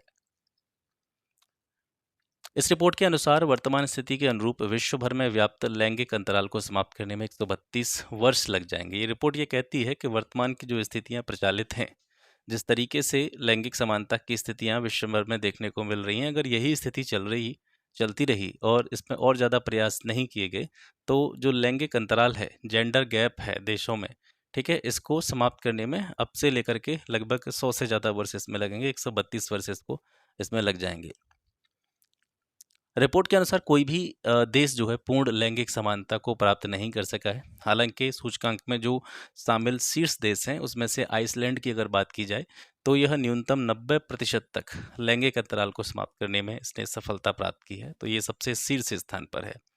लैंगिक अंतराल को समाप्त करने के संदर्भ में अगर एक क्षेत्र विशेष की बात की जाए, देश की नहीं क्षेत्र विशेष की बात की जाए, पूरे कॉन्टिनेंट लेवल पर बात की जाए, तो नॉर्थ अमेरिका जो है सबसे अग्रणी क्षेत्र है। देश जो है सबसे आगे कौन सा है? आइसलैंड है। आइसलैंड को लगातार 13वीं बार विश्व में सर्वाधिक लैंगिक समानता वाला देश घोषित किया गया है। तो आइसलैंड जो है इस पूरी रैंकिंग में सबसे पहले स्थान पर है, दूसरे स्थान पर आपका फिनलैंड है और तीसरे स्थान पर आपका नॉर्वे है। सबसे खराब प्रदर्शन किसका रहा है? नो डाउट अफगानिस्तान का ही होगा, क्योंकि आपको पता है यहाँ पर महिलाओं की स्थिति क्या है। अफगानिस्तान में ना तो इनको शिक्षा के अवसर दिए जाते हैं, इनको जो अपने विचार हैं उनको अभिव्यक्त करने की स्वतंत्रता भी इनसे छीन ली जाती है। मतलब ये अपनी मर्जी से कोई भी काम यहाँ पे नहीं कर सकती हैं। तो सबसे खराब स्थिति आपकी अफ़गानिस्तान की है, और अफ़गानिस्तान के बाद में जो ख़राब स्थिति है वो पाकिस्तान की है, और 144वीं रैंकिंग जो दी गई है वो कांगो लोकतांत्रिक गणराज्य को दी गई है। भारत ने अब तक 62.9% से अधिक लैंगिक अंतराल को यहाँ पर समाप्त कर लिया है, और 2021 में जो रैंकिंग भारत को मिली थी उसमें 5 स्थानों का सुधार करते हुए 2022 में इसको 135वें स्थान पर रखा गया है। तो अगर देखा जाए तो भारत की भी रैंकिंग बहुत ज़्यादा अच्छी नहीं है जेंडर गैप के मामले में। 2021 में 156 देशों की सूची में भारत 140वें स्थान पर था। तो पिछले देश के अगर कंपैरेटिवली देखा जाए तो इस देश में इस वर्ष में जो है भारत ने थोड़ा सा सुधार किया है अपनी रैंकिंग में, लेकिन ओवरऑल 135वीं रैंक भी बहुत ज़्यादा ठीक इसमें नहीं मानी जाएगी। वर्ल्ड पॉपुलेशन प्रोस्पेक्ट 2022 पर बात करते हैं। वर्ल्ड पॉपुलेशन प्रोस्पेक्ट का प्रकाशन जो है संयुक्त राष्ट्र सचिवालय के आर्थिक और सामाजिक मामले के जनसंख्या प्रभाग के द्वारा प्रत्येक 2 वर्ष पर किया जाता है। इसका प्रकाशन सबसे पहले 1951 में किया गया था, और वर्तमान में इस रिपोर्ट की जो बात हो रही है, प्रोस्पेक्ट की बात हो रही है, तो 11 जुलाई 2022 को वर्ल्ड पॉपुलेशन प्रोस्पेक्ट 2022 की रिपोर्ट जो है वो प्रकाशित की गई थी। ये ओवरऑल इसकी WPP की 27वीं रिपोर्ट है, और इसमें 237 देशों को शामिल किया गया है। 233 देशों का इसमें 37 देशों का इसमें विवरण है। इस रिपोर्ट में वर्ष 2100 की जनसंख्या का अनुमान शामिल है, यानी अब 2023 चल रहा है, 2100 जब तक आएगा, 2100 जब तक आएगा, तो उस टाइम पर पॉपुलेशन कितनी होगी उसका भी एक एक्सपेक्टेशन इसमें दिखाई गई है। WPP 2022 के अनुसार 15 नवंबर 2022 तक विश्व की जनसंख्या जो है वो लगभग आंकी गई है इसमें 8 अरब के आसपास। यहाँ पर देखेंगे आगे के लिए भी अनुमान इसने लगाया है। यहाँ पर 2030 में जो जनसंख्या हो जाएगी पूरे विश्व की वो 8.5 बिलियन हो जाएगी। 2050 में ये जो पॉपुलेशन है 9.7 बिलियन हो जाएगी, और 2100 में ये जो है संख्या पहुंच जाएगी आपकी 10.4 बिलियन। 2050 तक वैश्विक जनसंख्या में आधे से ज़्यादा अनुमानित वृद्धि 8 देशों में केंद्रित होना संभावित है। यानी 2050 तक जितनी भी वृद्धि होगी पॉपुलेशन में, उसमें से आधी से ज़्यादा पॉपुलेशन केवल भारत, नाइजीरिया, मिस्र, पाकिस्तान, कांगो लोकतांत्रिक गणराज्य, इथोपिया, फिलीपींस और संयुक्त गणराज्य तंजानिया के द्वारा उसमें कंट्रीब्यूशन किया जाएगा। वैसे तो बहुत सारे देश हैं पूरी धरती पर, आपने देखे होंगे पूरे वर्ल्ड में बहुत सारे देश हैं, लेकिन 2050 तक जो पॉपुलेशन ग्रोथ होने वाली है जिसका अनुमान इस रिपोर्ट के द्वारा लगाया गया है, उसमें आप ये देखेंगे कि जो 2050 तक पॉपुलेशन बढ़ेगी उसमें से आधी से ज़्यादा पॉपुलेशन केवल 8 देश बढ़ाएंगे, जिनके नाम आप यहाँ पे देख पा रहे हैं। 1950 में वैश्विक प्रजनन दर जो थी पुरानी वो 5 जन्म प्रति महिला थी, ठीक है, और जो कम होकर के 2021 में हो गई है 2.3 जन्म प्रति महिला। वर्ष 2050 तक वैश्विक प्रजनन दर के घट करके 2.1 जन्म प्रति महिला तक पहुंचने का अनुमान इस रिपोर्ट में लगाया गया है। इस रिपोर्ट के अनुसार विश्व स्तर पर वर्ष 2019 में जन्म के समय में जो जीवन प्रत्याशा थी, लाइफ एक्सपेक्टेंसी थी, वो 72.8 वर्ष तक पहुंच गई है, और 2050 तक वैश्विक जीवन प्रत्याशा बढ़कर के 77.2 वर्ष हो जाने का अनुमान है। 2021 में महिला और पुरुष जीवन प्रत्याशा जो है क्रमशः 73.8 और आपकी 68.4 वर्ष जो है 2021 में या इसकी एक्सपेक्टेशन की गई है।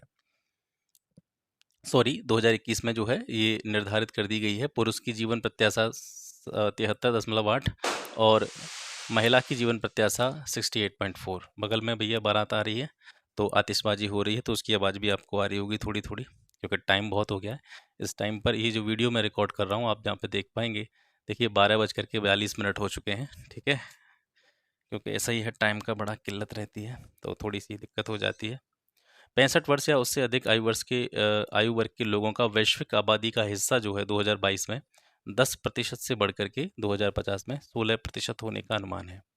इसका मतलब क्या है कि 65 वर्ष से ज़्यादा आयु वर्ग के जो लोग हैं पूरी विश्व की आबादी में, जो उनका हिस्सा है 2022 में 10% है। 10% लोगों की आयु 65 वर्ष या उससे ज़्यादा है। 2050 में ये संख्या बढ़ जाएगी, ये 16% हो जाएगी, ऐसा अनुमान इस रिपोर्ट में लगाया गया है। वर्ष 2050 तक विश्व भर में 65 वर्ष या उससे अधिक आयु के व्यक्तियों की आबादी 5 वर्ष से कम आयु के बच्चों की आबादी से दोगुनी से भी ज़्यादा होने का अनुमान है। इसका मतलब क्या है कि 2050 के संदर्भ में यह अनुमान लगाया गया है कि 5 वर्ष से कम आयु के जो बच्चों की आबादी है, ठीक है, उससे ज़्यादा यानी उससे दुगनी आबादी किसकी हो जाएगी? 65 वर्ष या उससे अधिक आयु के व्यक्तियों की। यहाँ से ये डाटा हो गया, ये बहुत ज़्यादा ज़रूरी नहीं है। अब यहाँ से देखते हैं, भारत अमूर्त सांस्कृतिक विरासत के संरक्षण हेतु अंतर सरकारी समिति में इसका चयन किया गया है। 5 से 7 जुलाई 2022 के बीच में पेरिस स्थित यूनेस्को मुख्यालय में अमूर्त सांस्कृतिक विरासत के संरक्षण के अभिसमय के पक्षकारों की महासभा का 9वां सेशन जो है आयोजित हुआ था। और इस बैठक के दौरान भारत को 2022 से लेकर के 26 के लिए अमूर्त सांस्कृतिक विरासत के संरक्षण के लिए अंतर सरकारी समिति का सदस्य चुना गया है। भारत का इस समिति के लिए तीसरा कार्यकाल है। इससे पहला जो कार्यकाल था 2006 से 10 तक था, दूसरा कार्यकाल भारत का रहा था 2014 से लेकर के 18 तक।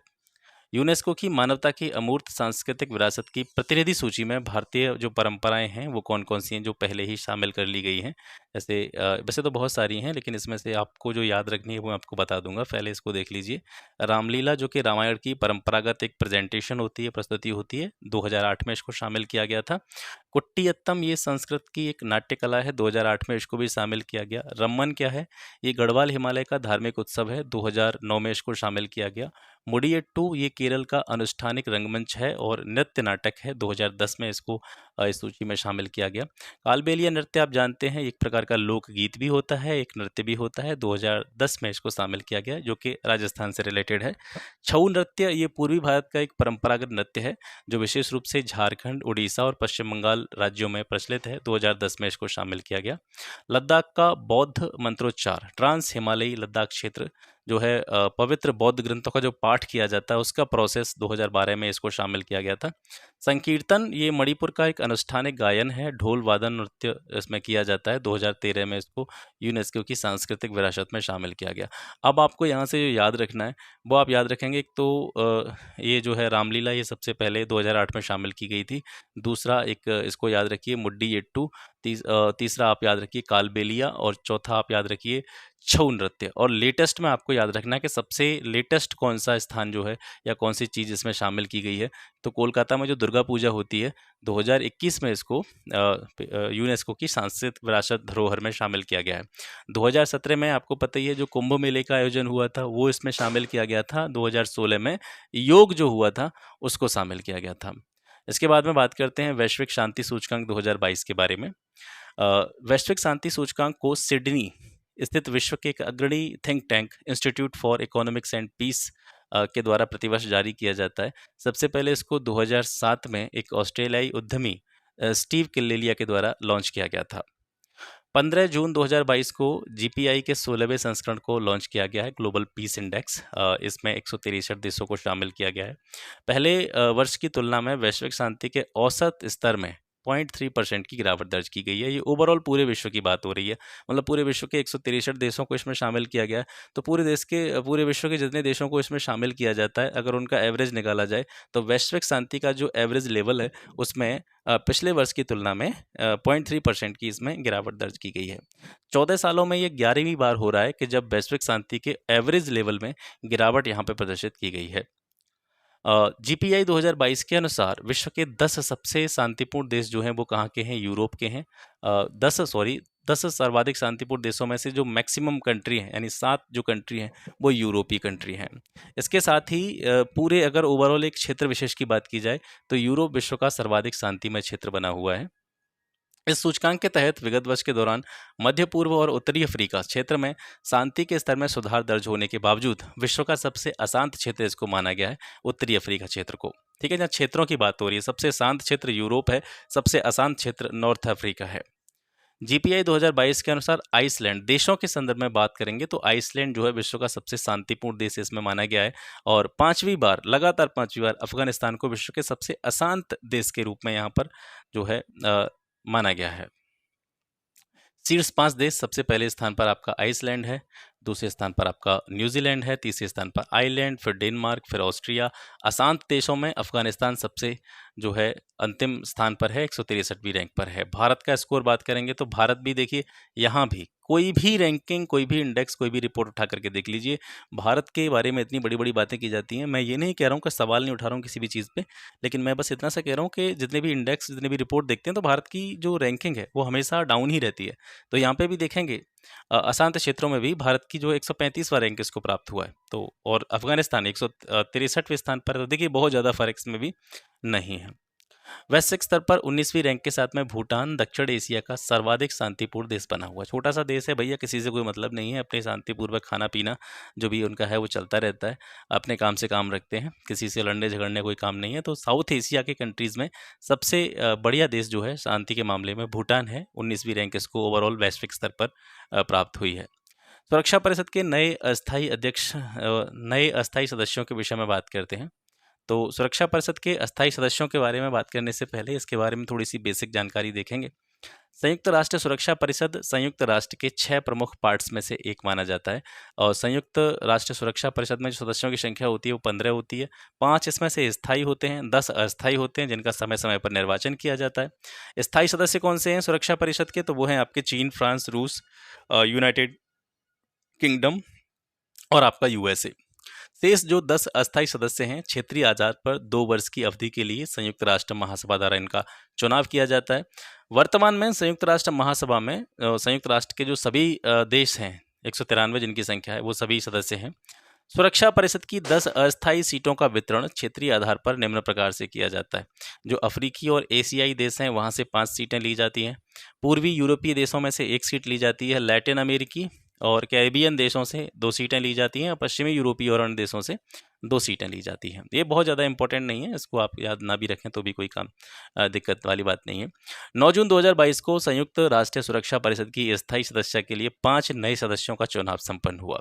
तो जो नवनिर्वाचित 5 सदस्य इसमें शामिल हुए हैं वो हैं जापान, स्विट्जरलैंड, माल्टा, मोजाम्बिक और इक्वाडोर। ठीक है, ये 5 नए सदस्य सुरक्षा परिषद में शामिल किए गए हैं। इन सदस्यों का कार्यकाल रहेगा 2 वर्ष के लिए, यानी 1 जनवरी 2023 से इनका कार्यकाल स्टार्ट होगा और 31 दिसंबर 2024 तक ये परिषद के सदस्य बने रहेंगे। ये पहला अवसर है जब मोजाम्बिक को संयुक्त राष्ट्र सुरक्षा परिषद की सदस्यता के लिए चुना गया है, और स्विट्जरलैंड को सुरक्षा परिषद के अस्थायी सदस्य के रूप में पहली बार चुना गया है। उपर्युक्त देशों के अतिरिक्त वर्तमान में सुरक्षा परिषद के 5 अन्य स्थायी सदस्य देश हैं: अल्बानिया, ब्राज़ील, घाना, गैबोन और संयुक्त अरब अमीरात। जो नए अस्थायी सदस्य हुए हैं जिनके नाम आप यहाँ से देख पा रहे हैं, जापान, स्विट्जरलैंड, माल्टा, मोजाम्बिक और इक्वाडोर, ये 5 देश किन देशों के स्थान पर इन्होंने जो है सदस्य के रूप में अपना स्थान ग्रहण किया है? तो इससे पहले इन 5 स्थानों पर कौन था? भारत, आयरलैंड, केन्या, मैक्सिको और नॉर्वे। इन 5 देशों के स्थान पर जिन देशों के नाम मैंने आपको भी बताए हैं, उन्होंने जो है सदस्य के रूप में यहाँ पर हिस्सा लिया है।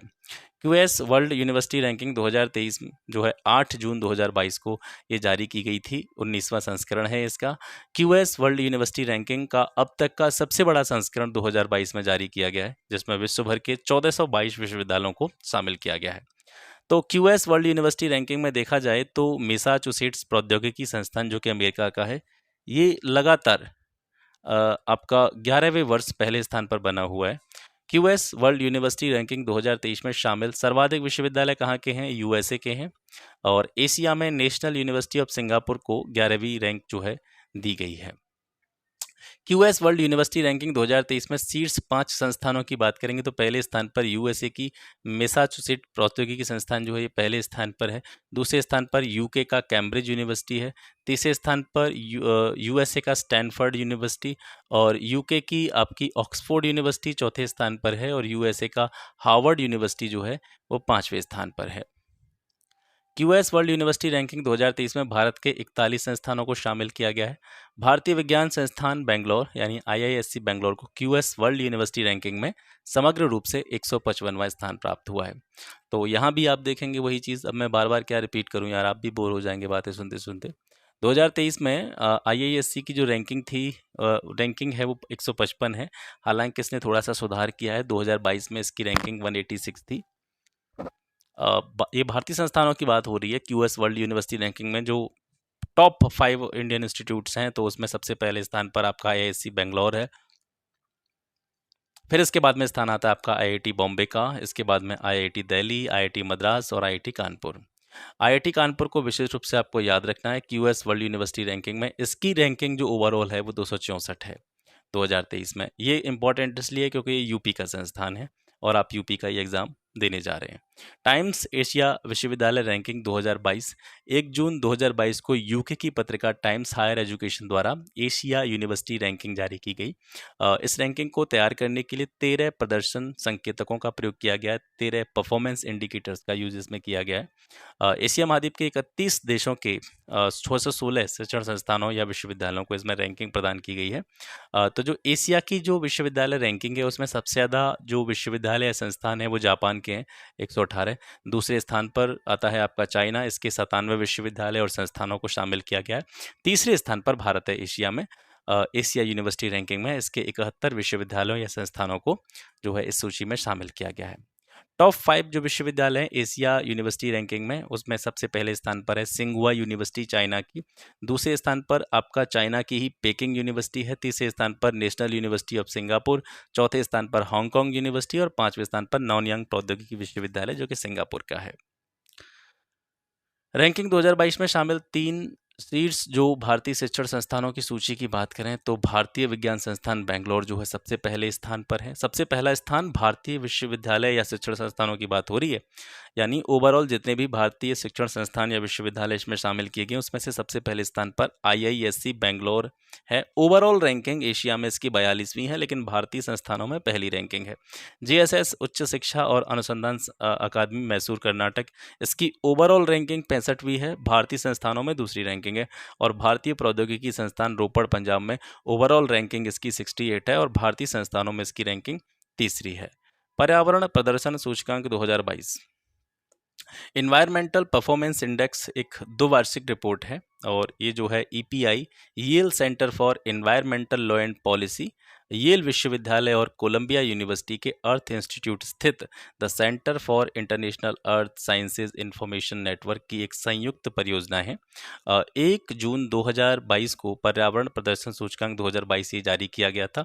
11 कैटेगरी में विभक्त 40 प्रदर्शन इंडिकेटर्स के आधार पर विश्व के 180 देशों को जो है इसमें रैंक प्रदान की गई है। 11 सीढ़ियों को पुनः यानी फिर दोबारा से 3 पॉलिसी ऑब्जेक्टिव्स में समूहबद्ध किया गया है। ये 3 नीतिगत उद्देश्य जो हैं वो क्या हैं? पर्यावरणीय स्वास्थ्य, पारिस्थितिकी तंत्र जीवन शक्ति और जलवायु नीति। इनके आधार पर ये रैंकिंग जो है निर्धारित की गई है। ईपीआई रैंकिंग क्या बताती है? ये बताती है कौन से देश सर्वश्रेष्ठ तरीके से पर्यावरण से जुड़ी हुई चुनौतियों से निपटने में सक्षम। रिपोर्ट के अनुसार अगर वर्तमान प्रवृत्ति जारी रही, अगर पर्यावरण से जुड़ी हुई चीज़ों पर ठीक तरीके से काम नहीं किया गया तो 2050 तक केवल 4 देश कौन कौन से? चीन, भारत, यूएसए और रूस, ये पूरे विश्व में जितना भी ग्रीन हाउस गैसों का उत्सर्जन होगा उसका 50% से ज़्यादा कंट्रीब्यूट करेंगे। ठीक है, अगर इसमें और सुधार नहीं किया गया तो वर्ष 2050 में कुल 24 देश, विश्व के 24 देश पूरे विश्व का जितना ग्रीन हाउस गैस उत्सर्जन होगा उसके 80% में कंट्रीब्यूशन करेंगे। तो ये देशों की संख्या इसमें अनुमानित की गई है 24 देश। इन 24 देशों को, क्योंकि ये 24 देशों का मतलब हो गया 2 दर्जन, ठीक है, तो इन 24 देशों की एक कैटेगरी में एक नाम दिया गया है the dirty two dozen country. देखिए, ज़्यादा बोलते बोलते कभी कभी जुबान लड़खड़ा जाती है तो कोई दिक्कत वाली बात नहीं है। ईपीआई 2022 में शीर्ष 3 देश कौन कौन से हैं जो कि जलवायु परिवर्तन या जलवायु से जुड़े हुए कार्यों में सबसे अग्रणी है? तो वो है आपका डेनमार्क, दूसरे स्थान पर आपका यूके, तीसरे स्थान पर फिनलैंड। देखिए, डेनमार्क फिनलैंड ये जो है हर चीज़ में आगे चल रहे हैं, आप देख पा रहे होंगे। अंतिम देशों में जो है भारत की स्थिति देखिए यहाँ पर कितनी बुरी स्थिति है भारत की। इस कैटेगरी में भारत जो है सबसे अंतिम स्थान पर है। ब्रिक्स देशों की स्थिति देखेंगे तो ब्राज़ील, रूस, भारत, चीन और दक्षिण अफ्रीका की जो रैंकिंग है, ब्राज़ील की 81वीं रैंकिंग है, वैश्विक रैंक की बात कर रहा हूँ। और रसिया की रैंकिंग 112 है, भारत की रैंकिंग 180 है जो सबसे अंतिम स्थान पर है, चाइना 160वें स्थान पर है, साउथ अफ्रीका 116वें स्थान पर है। ईपीआई 2022 में भारत को 180 देशों की सूची में अंतिम स्थान प्राप्त हुआ है और 2020 में इसको 168वां स्थान मिला था, तो स्थिति जो है 2 साल में और ज़्यादा बिगड़ गई है।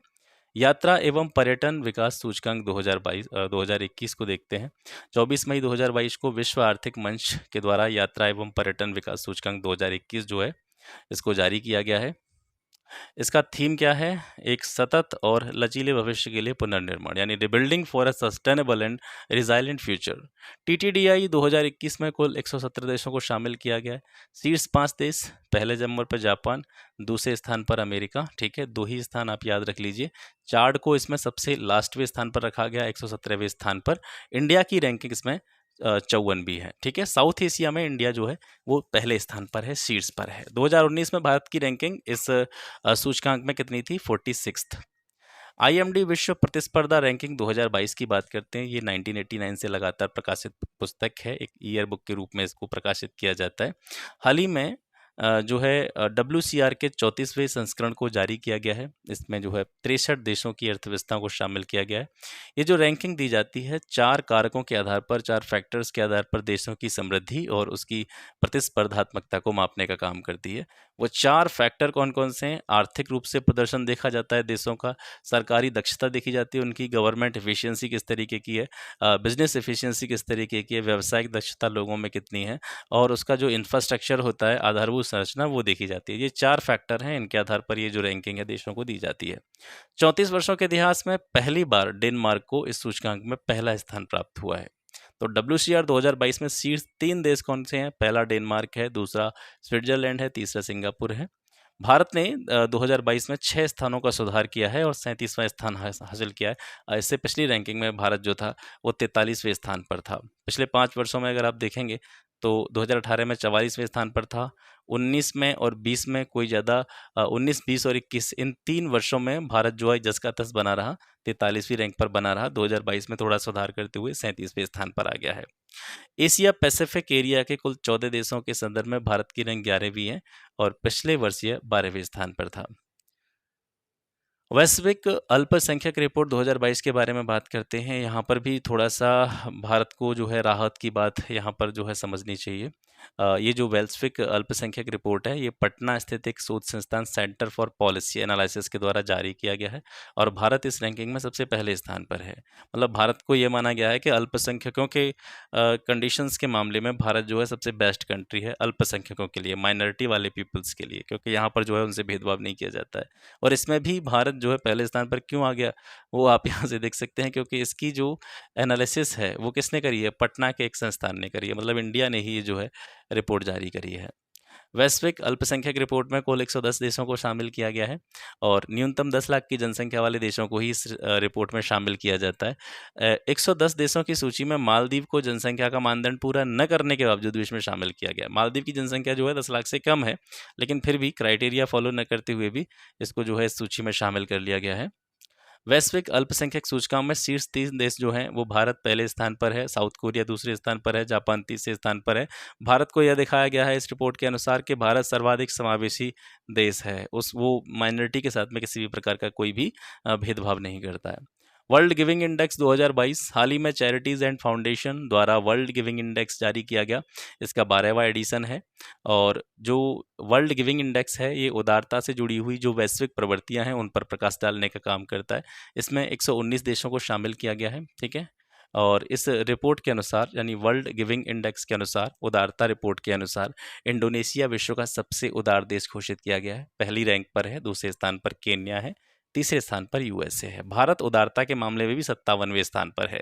कोई उदारता नहीं है। वर्ष 2022 में रैंकिंग में अंतिम 4 देश जो थे वो आपके कंबोडिया हैं और जापान, अफगानिस्तान और मिस्र हैं, जिनकी रैंकिंग 119, 18, 17, 16 है। सबसे लास्टवें स्थान पर आपका कंबोडिया है उदारता सूचकांक में। सतत विकास रिपोर्ट 2022 इसको देखते हैं। 2015 में आपको पता ही होगा, जो मैंने आपको एसडीजी लक्ष्यों के बारे में बताया था, शायद मैंने जो प्रीवियस ईयर पेपर थे उसमें इसके बारे में चर्चा की गई थी। सतत विकास लक्ष्य जो है, सस्टेनेबल डेवलपमेंट गोल, ठीक है। तो 2015 में सतत विकास के लिए 2030 एजेंडा के नाम से एक एजेंडा बनाया गया था। इस एजेंडे में 17 विकास लक्ष्यों को शामिल किया गया। इसके साथ साथ 169 उप लक्ष्य निर्धारित किए गए। ये बड़ा इंपॉर्टेंट टॉपिक है। हर वर्ष यहाँ से प्रश्न पूछा जा रहा है 2015 के बाद से। जैसे कि ये जो एजेंडा बनाया गया 2030 वाला, इसके बाद में हर पेपर में आपको सतत विकास से जुड़े हुए, सतत विकास लक्ष्यों से जुड़े हुए, एसडीजी से जुड़े हुए क्वेश्चंस देखने को मिले हैं। लास्ट ईयर भी यहाँ से क्वेश्चन पूछा गया था, और लास्ट ईयर का जो क्वेश्चन था वो कुछ इस तरीके से था कि जो 17 सतत विकास लक्ष्य हैं उसमें से कुछ लक्ष्यों को दे दिया गया था कि सतत विकास लक्ष्य 1, 2, 3, 4 ऐसे करके, तो ये किस किस चीज़ से रिलेटेड है, इस तरीके क्वेश्चन मैचिंग से रिलेटेड पूछा गया था लास्ट ईयर। तो इसको देख लीजिएगा एक बार और नज़र डाल लीजिएगा, जो भी सस्टेनेबल डेवलपमेंट गोल्स हैं वो कौन कौन से हैं और किस गोल के अंतर्गत कौन सी चीज़ आती है, उस पर एक बार नज़र डाल लेंगे तो एक प्रश्न इस साल भी यहाँ से पूछा जाएगा, मुझे ऐसा अनुमान है। सतत विकास रिपोर्ट इन्हीं लक्ष्यों और उपलक्ष्यों की प्राप्ति की दिशा में हो रही प्रगति का प्रतिवर्ष वैश्विक अवलोकन प्रदान करती है। यानी 2030 तक का जो टारगेट रखा गया है हर देश को, जो सतत विकास लक्ष्य हैं वो प्राप्त करने, तो हर वर्ष उसमें क्या क्या सुधार हो रहा है, कितनी प्रोग्रेस हो रही है, उसका आकलन करने के लिए सतत विकास रिपोर्ट जारी की जाती है। हाल ही में संयुक्त राष्ट्र सतत विकास समाधान नेटवर्क के इसके द्वारा सतत विकास रिपोर्ट 2022 जारी की गई। ये इसका 7वां संस्करण है। 2015 में सतत विकास लक्ष्य निर्धारित किए गए थे, और 15 से 7 साल आप संभाल लीजिए, लगा लीजिए, तो 2022 के आसपास ही आ जाएंगे। किस थीम के साथ में ये रिपोर्ट पेश की गई है, तो संकट से सतत विकास तक एसडीजी वर्ष 2030 और उससे आगे के रोड मैप के रूप में। From crisis to sustainable development, the SDGs are road map to 2030 and beyond, ये इसका थीम है, शीर्षक है। रिपोर्ट के अंतर्गत एसडीजी सूचकांक और डैशबोर्ड दोनों को शामिल किया गया है, और एसडीजी सूचकांक 2022 में शीर्ष 5 देश जो कि सतत विकास लक्ष्यों की दिशा में बहुत अच्छा प्रयास कर रहे हैं और इन्होंने बहुत अच्छे सुधार इसमें किए हैं, तो उसमें है फिनलैंड सबसे पहले स्थान पर है, डेनमार्क दूसरे स्थान पर है, स्वीडन तीसरे स्थान पर है।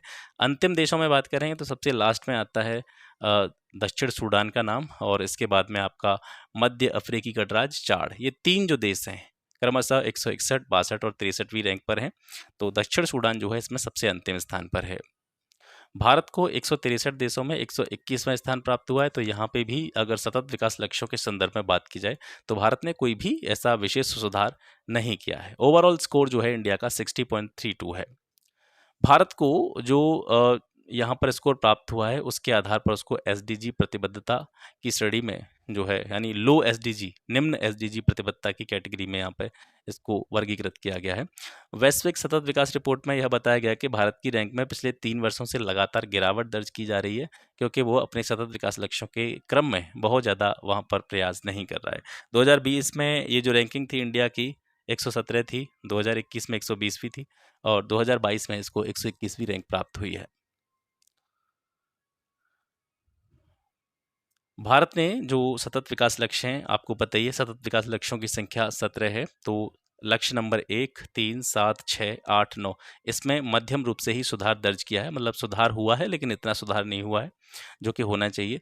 रिपोर्ट के अनुसार भारत एसडीजी 13 और एसडीजी 12 इन दोनों लक्ष्यों को प्राप्त कर चुका है। जो 17 लक्ष्य थे उनमें से 2 लक्ष्यों को भारत ने प्राप्त कर लिया है, एसडीजी 13 और एसडीजी 12। एसडीजी 13 ये जरूरी है, इसका नाम जो मैं बता रहा हूँ ना किस तरीके से नाम आपको याद रखने हैं, तो 17 विकास लक्ष्य गूगल पे भी सर्च करेंगे वहाँ पे भी मिल जाएंगे। एक प्रश्न 100% यहाँ से आपको पीसीएस प्रीलिम्स में देखने को मिलेगा। ये मेरी बात आप बिल्कुल दिमाग में रख लीजिएगा।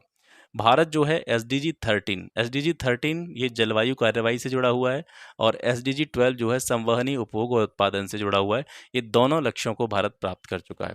बांग्लादेश और कंबोडिया 2 ऐसे देश हैं जिन्होंने वर्ष 2015 के बाद से एसडीजी पर सबसे ज़्यादा प्रोग्रेस करी है। सबसे ज़्यादा प्रोग्रेसिव कंट्री कौन से हैं एसडीजी पर 2015 के बाद से? बांग्लादेश और कंबोडिया। 2022 में स्वीडन आयातित CO2 उत्सर्जन को रोकने के लिए एक राष्ट्रीय लक्ष्य निर्धारित करने की मंशा की घोषणा करने वाला विश्व का पहला देश बन गया है। वर्ल्ड सिटीज रिपोर्ट 2022 देखते हैं। इसकी स्थापना 1976 में कनाडा के वैंकूवर में मानव बस्तियों पर आयोजित पहले संयुक्त राष्ट्र सम्मेलन के परिणामस्वरूप 1978 में की गई थी। मुख्यालय इसका केन्या की राजधानी नैरोबी में है। हाल ही में यूएन हैबिटेट जो है विश्व शहरों की रिपोर्ट 2022 जारी की गई। इसका जो है शीर्षक क्या था, टाइटल क्या था, तो शहरों के भविष्य की परिकल्पना। ठीक है, इनवाइजेजिंग द फ्यूचर ऑफ सिटीज़, ये इसका टाइटल है, याद रखेंगे। इस रिपोर्ट को वर्ल्ड अर्बन फोरम के 11वें सत्र के दौरान जारी किया गया है। ध्यान देने की बात है कि वर्ल्ड अर्बन फोरम का 11वां सत्र जो है 26 से 30 जून 2022 के बीच में पोलैंड के कैटोविस नामक शहर में आयोजित हुआ था। वर्ल्ड सिटीज रिपोर्ट सतत विकास लक्ष्य 11 के अनुरूप है, जो एसडीजी सस्टेनेबल और डेवलपमेंट गोल 11 नंबर का जो गोल है आपका, बिल्कुल उसी के अनुरूप ये जो है रिपोर्ट काम करती है। और एसडीजी 11 जो लक्ष्य है वो क्या है, किससे जुड़ा हुआ है, सतत शहर और समुदाय, इससे जुड़ा हुआ है। इसमें कहा गया है कि शहरों और मानव बस्तियों को समावेशी, सुरक्षित और लचीला टिकाऊ बनाना। ठीक है, ये एसडीजी 11 बताता है। रिपोर्ट के अनुसार वर्ष 2035 तक भारत की शहरी आबादी 675 मिलियन होने का अनुमान बताया गया है, जो चीन के बाद में दूसरी सबसे ज़्यादा शहरी आबादी वाला देश होगा भारत। 2035 के मध्य तक भारत में शहरी क्षेत्रों में रहने वाले लोगों की जनसंख्या 43.2% होगी, और इसके साथ साथ वर्ष 2021 में वैश्विक शहरी आबादी 56% से बढ़कर के 2050 में ये 68% हो जाएगी। मतलब लगभग 68% पॉपुलेशन का क्या हो जाएगा, 2050 तक शहरीकरण हो जाएगा, नगरीकरण हो जाएगा। तो ये हो गया आज का सेशन। आशा करता हूँ आज का सेशन आपको पसंद आया होगा। बहुत जल्दी जल्दी मैं चीज़ों को यहाँ से ख़त्म करने का प्रयास कर रहा हूँ। और इस बुक को आप, मैं बता रहा हूँ, जो वीडियो है बेशक आप उसको स्पीड पर करके देखिए, या फिर कैसे भी करके ईयरफोन लगा लीजिए कान में। जो चीज़ें मैं आपको बता रहा हूँ, किताब में नज़र डालते हुए जो मैं चीज़ें यहाँ से बोल रहा हूँ उनको सुनते चलिए। निश्चित रूप से इसका आपको बहुत बेनिफिट मिलेगा प्रीलिम्स में। बहुत सारे क्वेश्चंस आपको डायरेक्टली इसी बुक से देखने को मिलेंगे। तो ऐसे ही आपको जो भी इंफॉर्मेटिव चीज़ें होंगी, जो भी आपके लिए ज़रूरी चीज़ें होंगी, समय समय पर मैं आपको यहाँ से प्रोवाइड कराता रहूँगा। आज के लिए बस इतना ही। मिलते हैं आपसे फिर एक नए पार्ट में इसी सीरीज़ के। तब तक के लिए नमस्कार, जय हिंद।